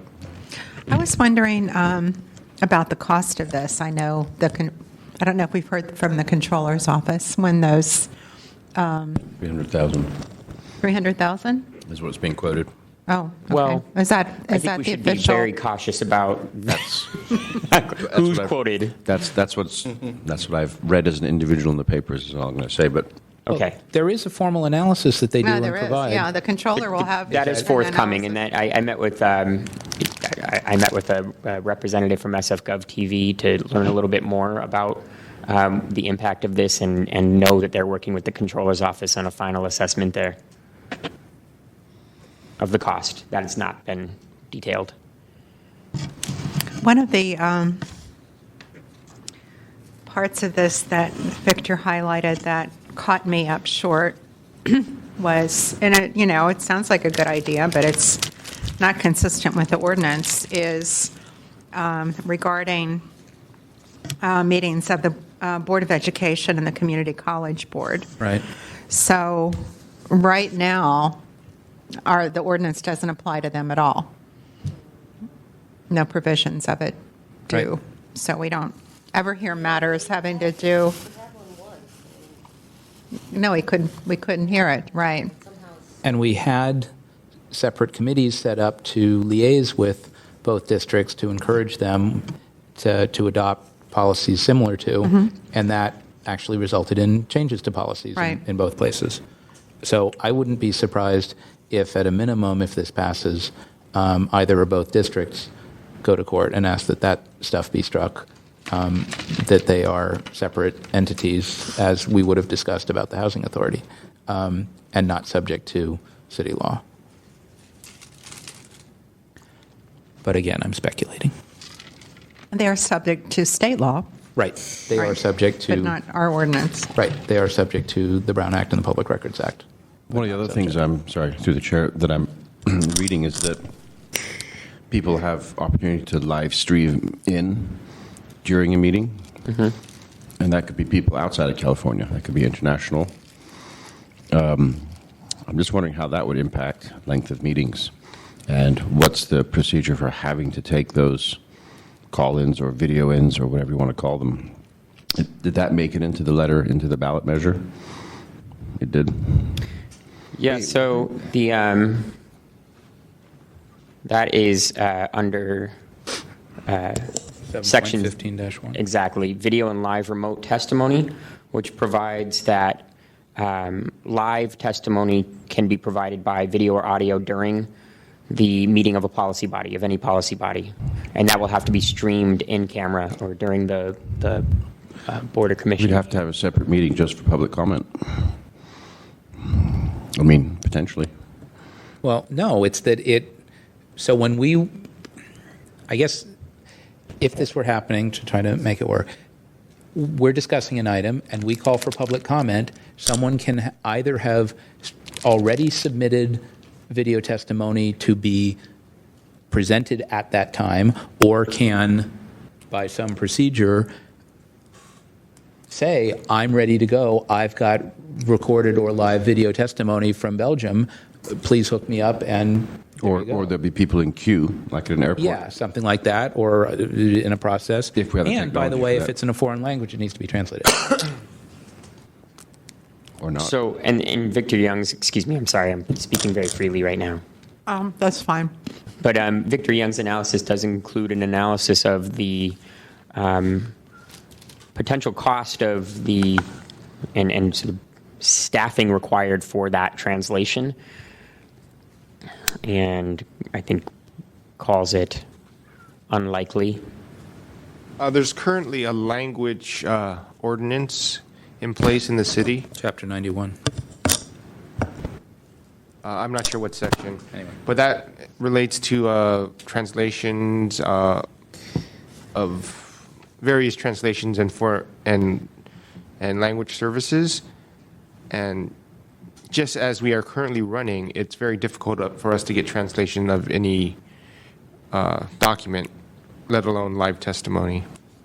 Could I, to the chair, this is something I should have brought up at the beginning. I'm just wondering if we can give DCA Cola a break here. It doesn't seem like he needs to be here for this particular item. I don't know if the next item requires his presence, and if it does, could we pause this item, maybe go to 18, and then potentially let him go?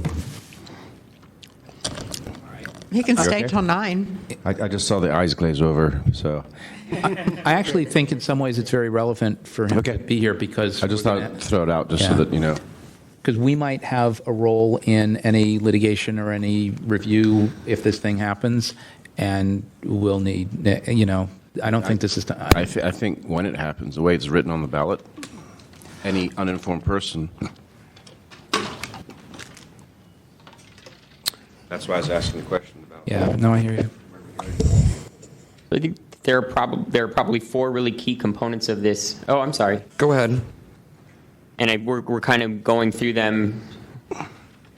We could be going through them a little bit more methodically, but I think we're doing all right. But there's the, creating the petition process for the time certain agenda items, which we've discussed. There's requiring video and live remote, or allowing for pre-recorded and live remote testimony to be submitted by audio or video, or written testimony during a meeting. There's the requirement that, which we are discussing, there's the requirement that all meetings of the board and commission be broadcast live via the internet. And again, this measure uses the terminology board and commissions and in some places in policy bodies and others. But I think that it would probably apply to policy bodies, as I am not aware of a definition of commissions anywhere in the charter or in our Sunshine Ordinance or anywhere in the municipal code. There is actually a distinction in the ordinance about boards and commissions enumerated in the charter as opposed to all policy bodies. So policy bodies is like everything, and boards and commissions enumerated in the charter is a subset. Right. So they have, in a couple of cases, more requirements, because in some cases, because they have a commission secretary and sort of dedicated staff and budget and all that, that other policy bodies like, the skateboarding task force may not. We used to have a skateboarding task force, by the way. We don't anymore?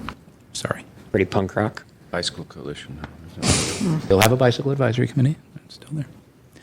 Oh, and then the last piece was the translation, which we were just talking about as well. I sort of see it as those 4 components, primarily.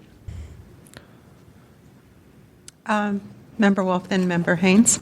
In terms of the likelihood of this passing, I think that once we find out what the accounting for the estimated cost of this will probably help shape a sense of whether or not it passes. When Berkeley tried to put forward a sunshine ordinance when they didn't have one, the city of Berkeley somehow put the cost for a rather simple sunshine ordinance at about $4 million a year, which instantly killed it. So I think that when we see the summary and the budget and those things come out from our city officials, we'll have a better sense of that. But in terms of this conversation right now, we've established that we can't take a position on this measure. It can't be changed at this point. Are we looking as an organization to come up with a guide around this proposal? Like, what are we what is the outcome of what we're doing right now? We're having a discussion to try to understand this ballot measure and its potential implications. Here's a question. I don't know what else. I mean, it just seems like do going forward at this point. It just seems like there's not much output that we can have. We can sit there and discuss it, but I don't know where we're going to in the process. Okay. Member Haynes and then Vice Chair Hyland. I was just going to kind of answer a question that Member Hyland had about how this could be rescinded should it go forward, and I guess barring the Board of Supervisors deciding to take a lot of this out, it would have to go back to the ballot box. Right. When the board can't take it out. I thought I heard something like that, but it would have to go back. Vice Chair Hyland. So basically, my understanding is that this is what's on the ballot. Can't be changed, modified, whatnot. Once it passes, assuming it passes, as Member Hepner mentioned, the Board of Supervisors with a 2/3 majority can move to amend it in some shape or form. So, right. Yeah, they can't weaken it. They can strengthen it only. I see. According to the Sunshine Ordinance. Well, I'm just trying to project after the election. December, January timeframe, when it's put into, if it passes and it's put into practice, how maybe as a body we could then take a position on it, and that position could be something along the lines of partnering with the Board of Supervisors, presenting a report of how we think it could be strengthened and made more effective and more realistic, since it's now law. So that's just something for the members to think about down the road. I think ultimately there's a very good chance we'll end up there. Member Pilpel, and then I suggest we move on to the next agenda item. Couple of things. It looks like Member Hepner actually requested reconsideration of the digest. Did that? Were you successful, or did that happen today? That is in my capacity as an individual independent of this, and in talking to people, I've always made that distinction. Yeah, fine, However, fine, that fine, is fine.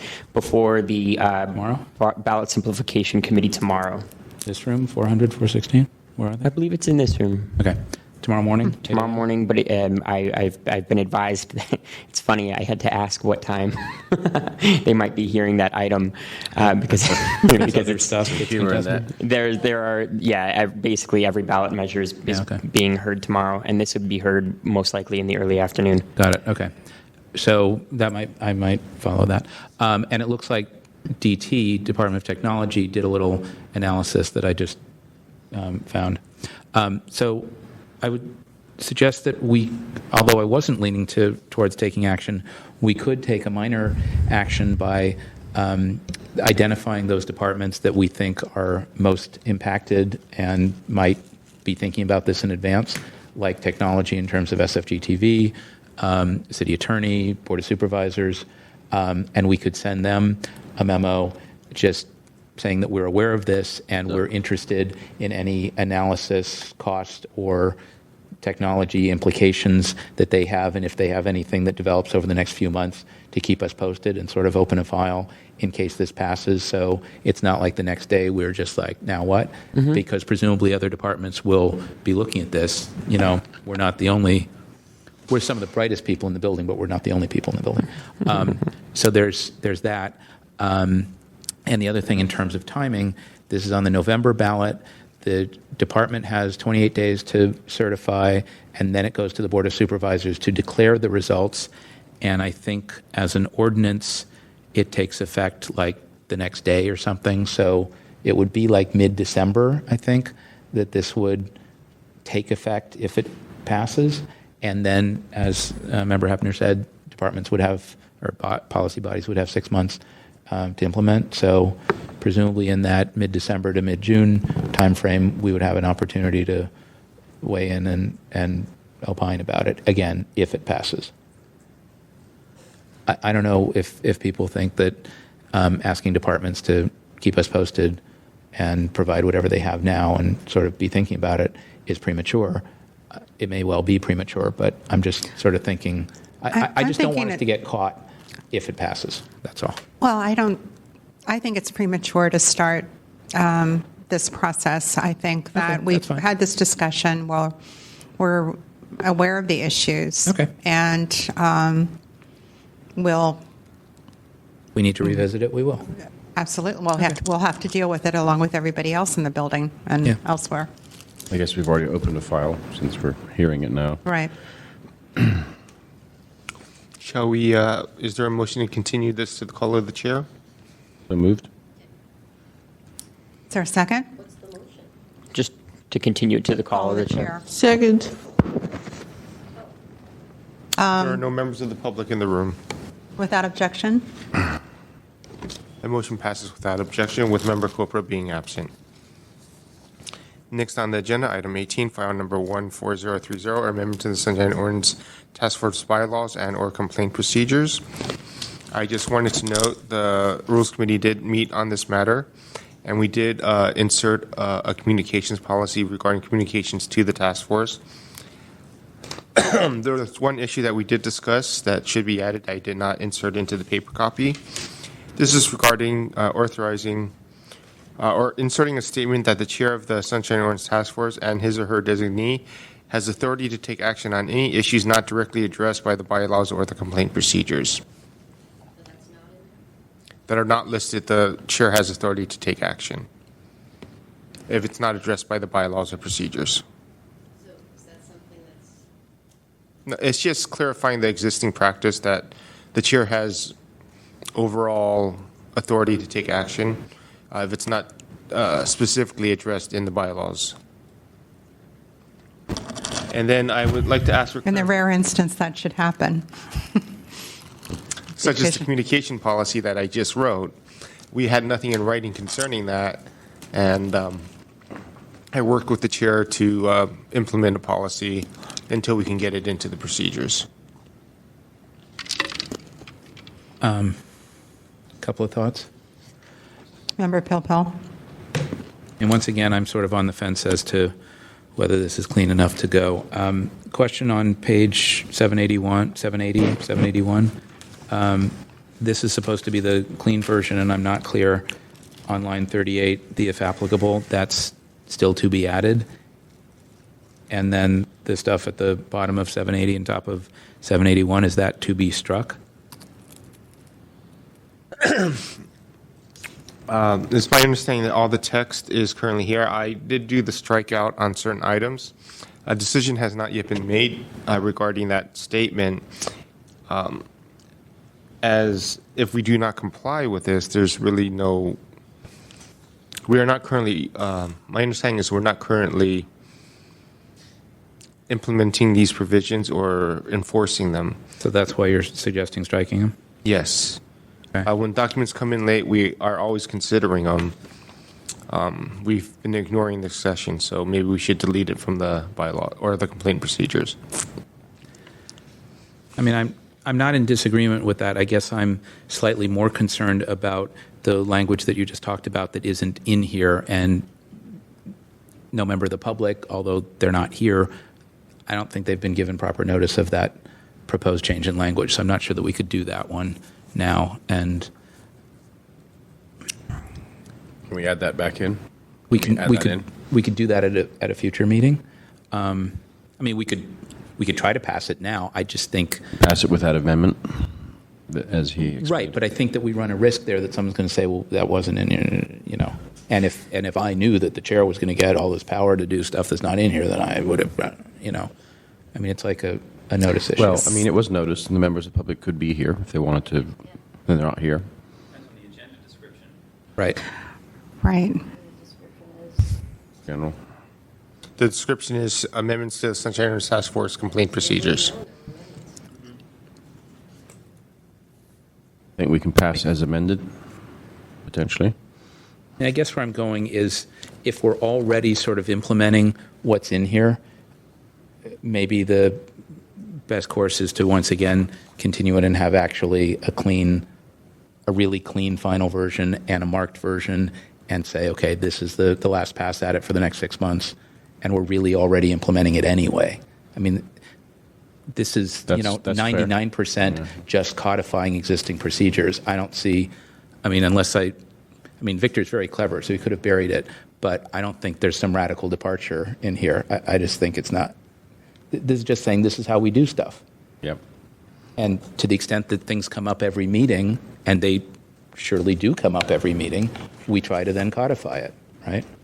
Okay, so let's revisit this again next time with the finalized version for the next six months, noting that we've added this provision about what the chair could do. It will be inserted into the clean copy for public review and the Okay. marked copy. And the marked copy. And Victor, I do would you like have anything else on it? Or if anyone else has any other thoughts, let's get them to Victor soon. I would like clarification if you would like to remove that strikeout section that I had regarding documentation being submitted late. Yeah, I would. Okay, I will implement that strikeout in the future edition. An objection. So for next Is there a time, motion to amend Amend and continue. So moved. to amend and continue this matter? So moved. second? Okay. There's no public comment. There being no members of the public present, so without objection. The matter is continued by unanimous vote with Member Copra being absent. Item 19, approval of minutes from the Sunshine Ordinance Task Force, July 1st, 2015 meeting. I have received proposed amendments from Member Pelpel. I have a few. They're just typos. So moved with both sets of amendments? I did not read the second one. Item number 20, approval of minutes from the Complaint Committee, July 21st, 2015 meeting. Oh, I was just going to do them as separate motions. Okay. This is on item 19. Member Pilpul made the motion. Is there a second? Without objection? Is there a second? Oh, a second, sorry. This is for last month's full task force minutes. Second. Okay. There's no public comment, and I believe the action was to approve these without objection with Member Copra being absent. Item number 20, approval of minutes from the Complaint Committee, July 21st, 2015 meeting. Member Pilpul has submitted proposed amendments. Again, so moved. Need a second? Second. Member Hinson. There being no member of the public present to give public comment, if we could pass without comment? Without objection. I'm still commenting here. No, sorry. I mean, if you want to take a look at it as well, Lou, that's fine. All right. All right. They're minor. The motion passes without objection with Member Copra being absent. Member Copra. Copra. It sounded like Phil, yeah. He's sometimes present and absent. Item number 21, Administrator's Report and Communications.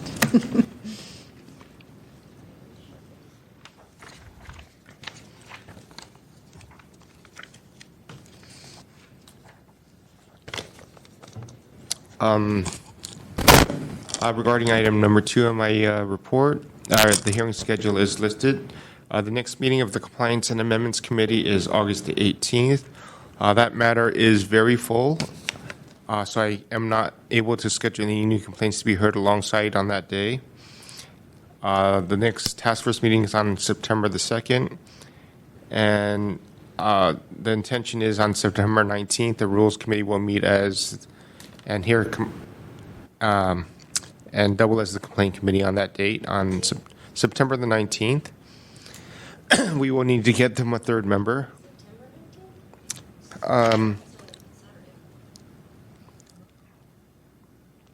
I'll clarify that date, but there is a meeting for the Rules Committee in mid-September. I think it's the 15th. So the Tuesday. 6th, the 2nd is a Wednesday, and we're going to have Sunshine full. The 2nd, yes. And then on the 8th is the 8th and the 15th Tuesdays. It would. Rules will be on the 15th, I think. It would be the 15th. I'll clarify that. Third Tuesday. The 19th is a Saturday. Labor Day is We're on the third Monday. Tuesday. It's Third most Tuesday. likely the 15th. The Saturday the Giants are playing the Diamondbacks. I will clarify that. It would be a special meeting if we move the location of the ballpark. And, you know. They just won. Section 321. The next, there are some potential dates for special meetings. They are listed as August 25th, September 14th, and September 22nd. I was wondering if you would like to schedule another complaint committee or EOTC meeting during that time frame. Well, somewhere between Chris and I, can we get EOT happening for September 14th? That should be okay for me. That's its regular meeting Right. time? There was not a meeting scheduled for September. But we didn't meet in July. Because we're every other. Right. But, So, but we didn't meet in August, and July got canceled, so we really do. We should. Yeah. And I then, will schedule the EOTC for the September 14th meeting, and hopefully I can schedule a few complaints alongside with that. Are, Yeah, right. that's what Are you okay with that being back-to-back, the 14th That is and not a 15th? problem. All right. You're here every day? so that'll suffice we won't need another meeting in August then? Even though the CIC won't be able to become the complaint committee? 'Cause- We will do what we can to insert additional items. I'm not sure, depending on what the chair places on that agenda, I'll try to add a few additional complaints to be heard alongside. Okay. Do we want to try for August 25th for somebody to meet? I mean, I continue to be concerned about our backlog. How Well, about I will, rules? but- Can rules meet on the 25th? We would consider it a complaint committee if we do it, schedule an additional item, and we can sign any members who wishes to sit on that. I mean, I guess the short question is, can any three of us get together on August 25th and work through something here? I don't care who, I don't care what, just get in a room and let's get. I'm available if we could put together a, So it's, ad hoc Right. complaint committee triage, so that would be, get, triage set up here, Hawkeye and Hot Lips and so, old enough to get that joke. Sean won't get it, Josh won't get it. What's the joke? One more time? I'm an old soul, I get it. Triage, Hawkeye, Trapper John, and Hot Lips in here. Any other volunteers for So we August have- 25th? I grew up on MASH.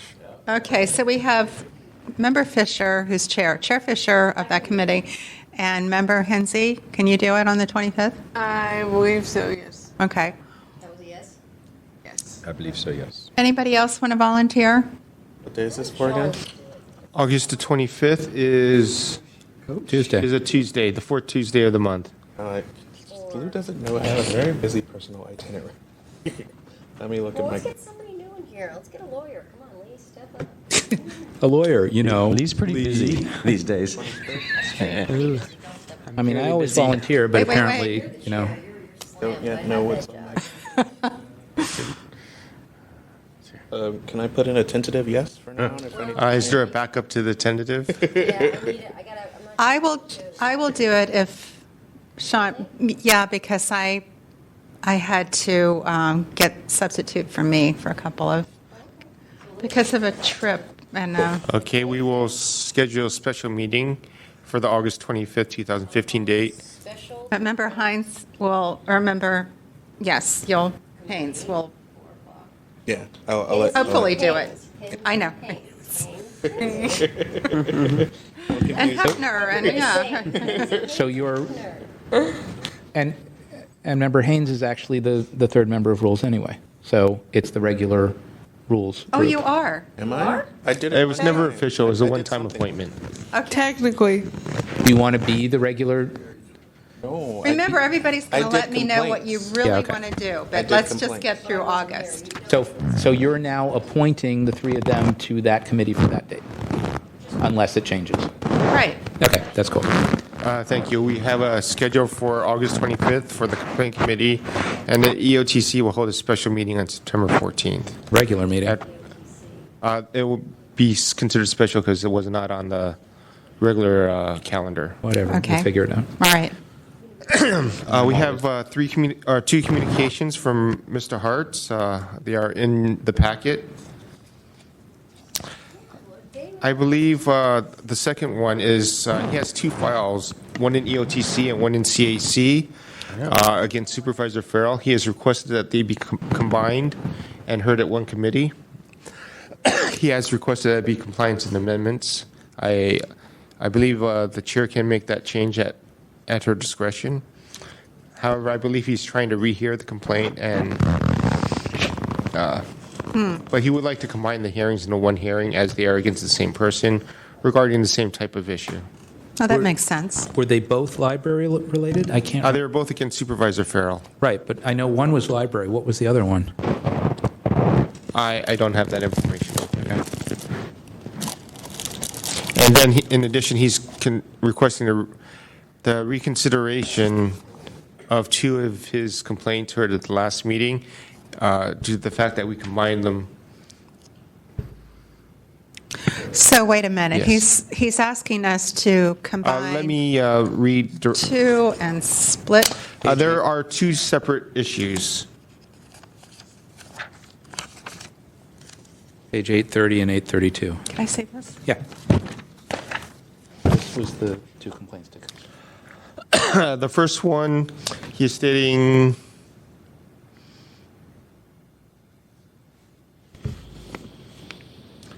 the first one is regarding file 15071. He is requesting that since it has not yet been scheduled before the EOTC committee, that it be combined and heard together with 14096. What's that, 14096? It's 14105, I believe, is the complaint against Supervisor Farrell. But basically, he has two complaints against Supervisor Farrell, and he would like to move one of them to CAC for a combined hearing, as he believes it's a similar matter, similar issue. We'd have to look at the 14 file. It looks like the 15071 was sent to CAC. And his second request is concerning our last meeting where we combined two of his files into one hearing. And he's asking for reconsideration and a rehearing. Well, he's entitled to do that, I believe. Well, now's the time that we talk about that. And I think the question is whether he's provided new information or something that might change anybody's mind. If so, then we consider rehearing it. If not, not. Do you have that?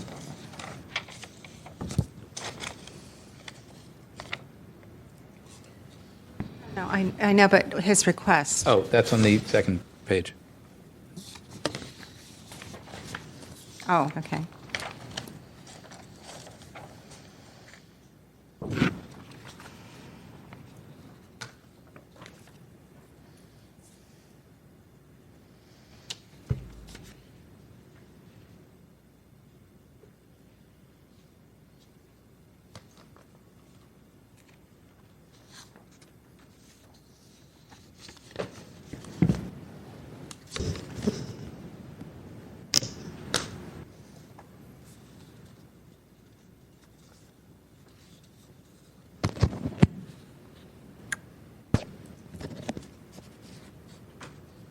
So he's not presenting any new. Okay, just to refresh your memories, we combined two matters, and Mr. Hartz at the time complained pretty vociferously about us doing that, saying that we completely threw him off. Even though we gave him extra time, he hadn't prepared for them to be combined. So now he's finding a problem with our having done that, and he wants us to split them and rehear them. And those were slightly different issues, but both related to the same meeting of the Library Commission, Right. for which we found no violation in either case. I believe one of them was about an agenda item on the meeting, and then another one was the allegation that there was a closed session meeting when they had a break. But it was the same nucleus of operative facts. The complaints were against the same. It was against the same commission, and the background that he provided for us was identical for both. They were both stemming from the same incident. One was that his speech was obstructed, right? And they recessed after his speech, and he claims that at that point, that's when they had a seriatim meeting. And we heard the complaints together. And I believe we allowed him extra time. I believe we did. Yeah. He complained, and we... Gave him full 5 on both, I think. Yeah, exactly. So, what's the procedure You do not here? need to take any action. I presented the communication to you. If you do not wish to take any action, you do not need to. There'll be no action on his request. Anybody wanting to take action on this, reopen these matters? Could you, in your response, Victor, could you just say that there was discussion, there was no action taken, but it was noted that you were given additional time, even though the items were heard together, just to, just to appease them. We accommodated. I will say accommodations were made to. I don't want to get too detailed as it causes issues in the future. But that we considered the request and there was no motion to grant reconsideration. Right. And I will give him a link to the audio so he can listen to this himself. Yeah, but knowing Hartz, if you say accommodations were made, he's going to go, what accommodations? So if we're more specific and say, we gave you the additional time, something specific, and then he can go to the audio and confirm that, maybe make it more palatable. What do you guys think? I don't think it matters either way. If no one makes a motion, then no one makes a motion. I think I'm being overruled here. All right. I will add that into the response. No, I don't think. No, I think it's fine. I think we need to move on now. Yeah, just. Does the committee want me to add? No, it was just there is no response. No, I think we should say. We have reviewed it and considered the request, and there was no motion made to grant reconsideration. Right. Thank you. And if you'd like to hear the discussion, here's a link to the audio. Sorry, Ray. In regards to his second request to move his item in EOTC to CAC to be heard with a companion file. Why don't we allow the administrator and the chair to review and reassign if appropriate? Well, he's addressed us. So remind me that he has one matter going to EOTC and one going to CAC, and he wants them both to go to CAC? Yes. It would be more efficient in the long run. So we do not have to bring them in twice. So we do not have to bring both the respondent and the complainant in twice for 2 separate hearings. That seems Okay. Let's have them at the I will same. move the one from EOTC into the Compliance and Amendments Committee. Okay. We'll communicate that we've granted that request. Yes, I will. Next, item 4, complaints submitted. I have provided a list of complaints submitted over the last month. I have attached complaint logs. We currently have 59 pending complaints, 28 filed by Alvin Johnson, 5 by Ali Atha, and 5 by Ray Hartz. There are currently 16 items pending in the committees, and I have provided a list of pending issues before the Sunshine Ordinance Task Force.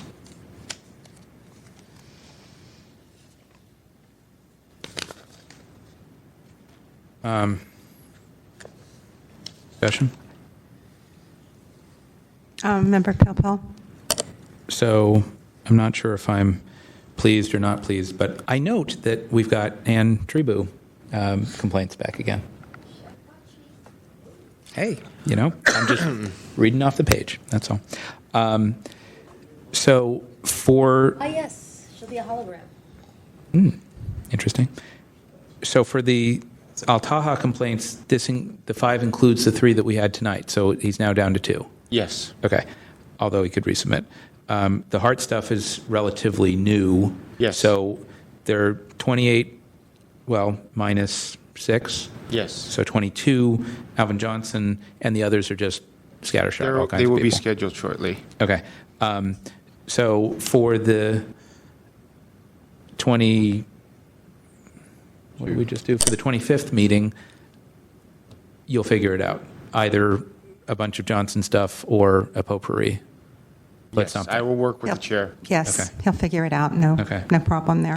In general, we're either doing oldest first or like departments or the same person. Basically. Are you sort of triaging? We were talking about this before. That's what yeah.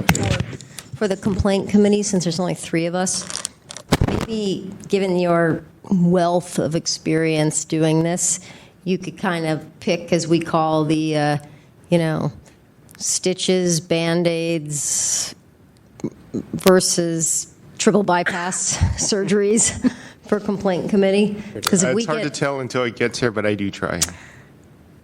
Okay. Thank you very much.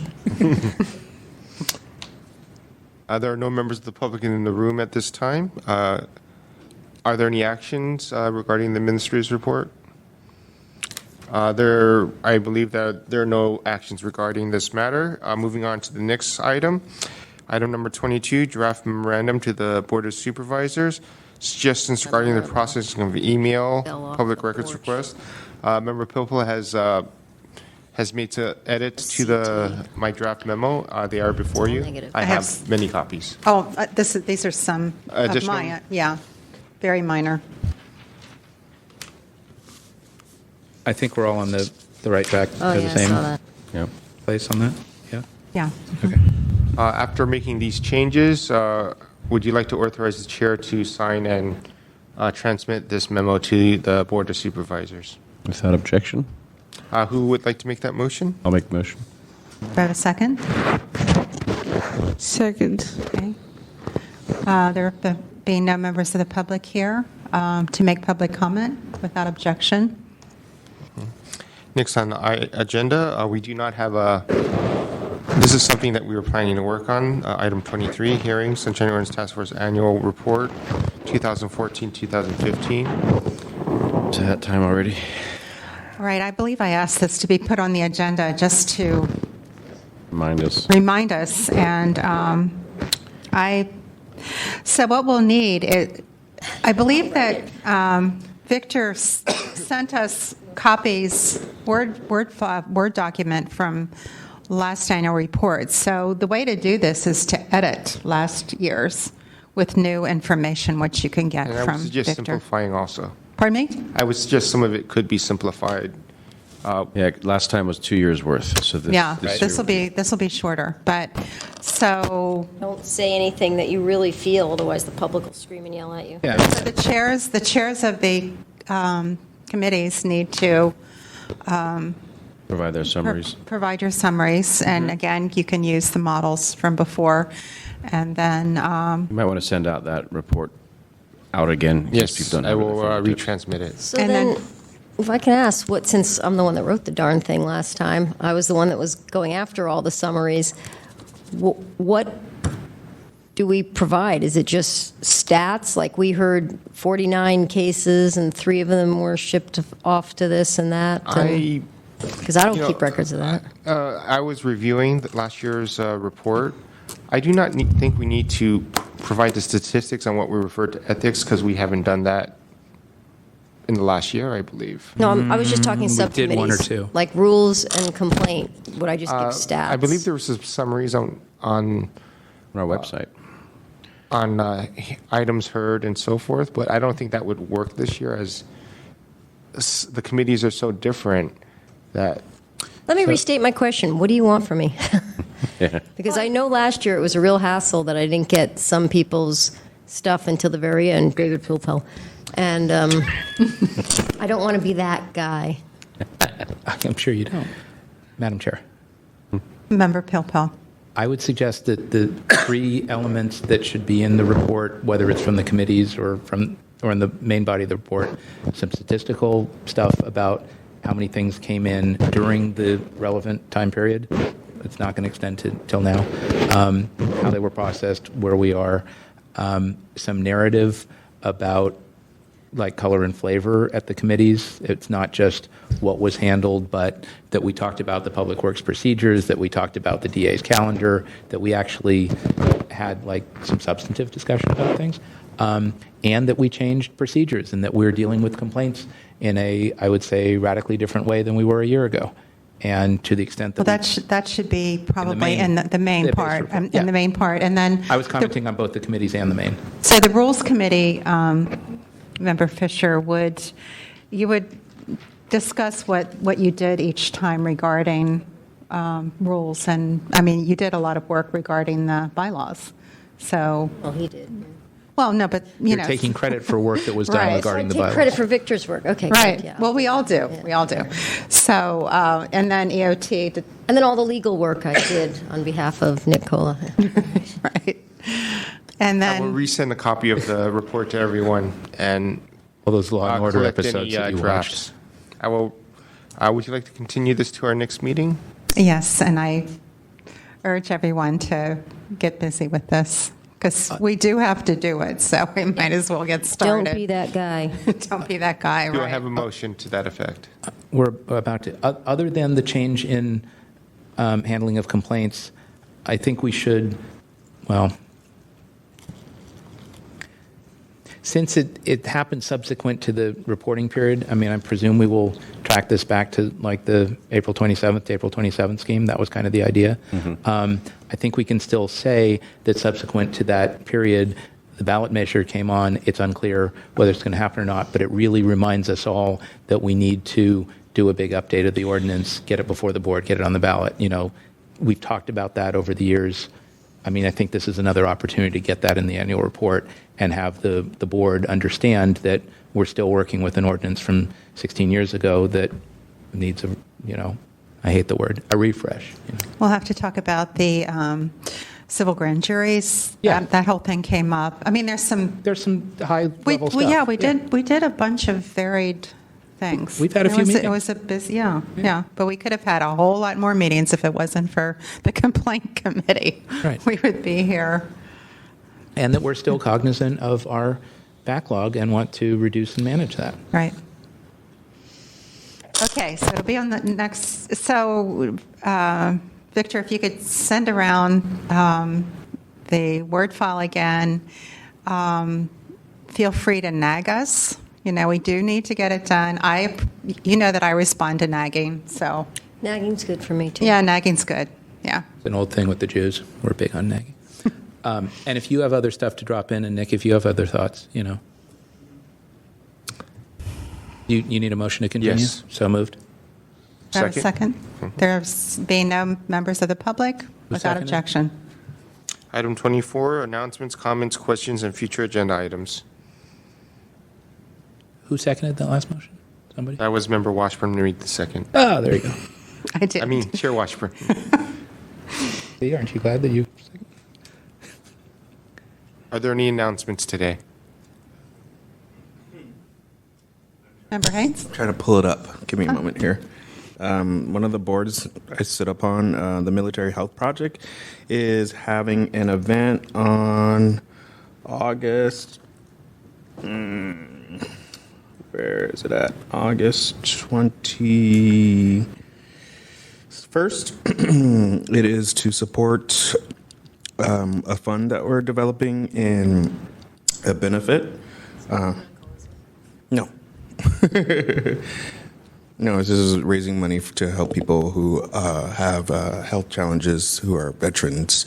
And we're also raising money for this adorable little girl who's like wearing a helmet to protect her head. So, thank you. If you don't mind forwarding that information to me, I will include it in the minutes. Okay, we'll do.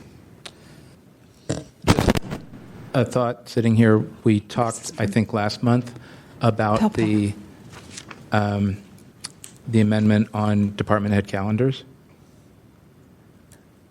I'm looking at Member Hepner. Should we maybe consider a memo from the task force to department heads and members of the board, reminding them of the ordinance and maybe a little stuff on what we think it means that they need to now include and not include? It's a good idea. Should we maybe think about cooking something up and bringing it next month? Mm-hmm. Okay. I'm happy to draft something. I'm happy to talk to you about that Cool. offline. So if we can make that an item for next month, memo to Yes. departments on implementing new calendar requirements. Okay.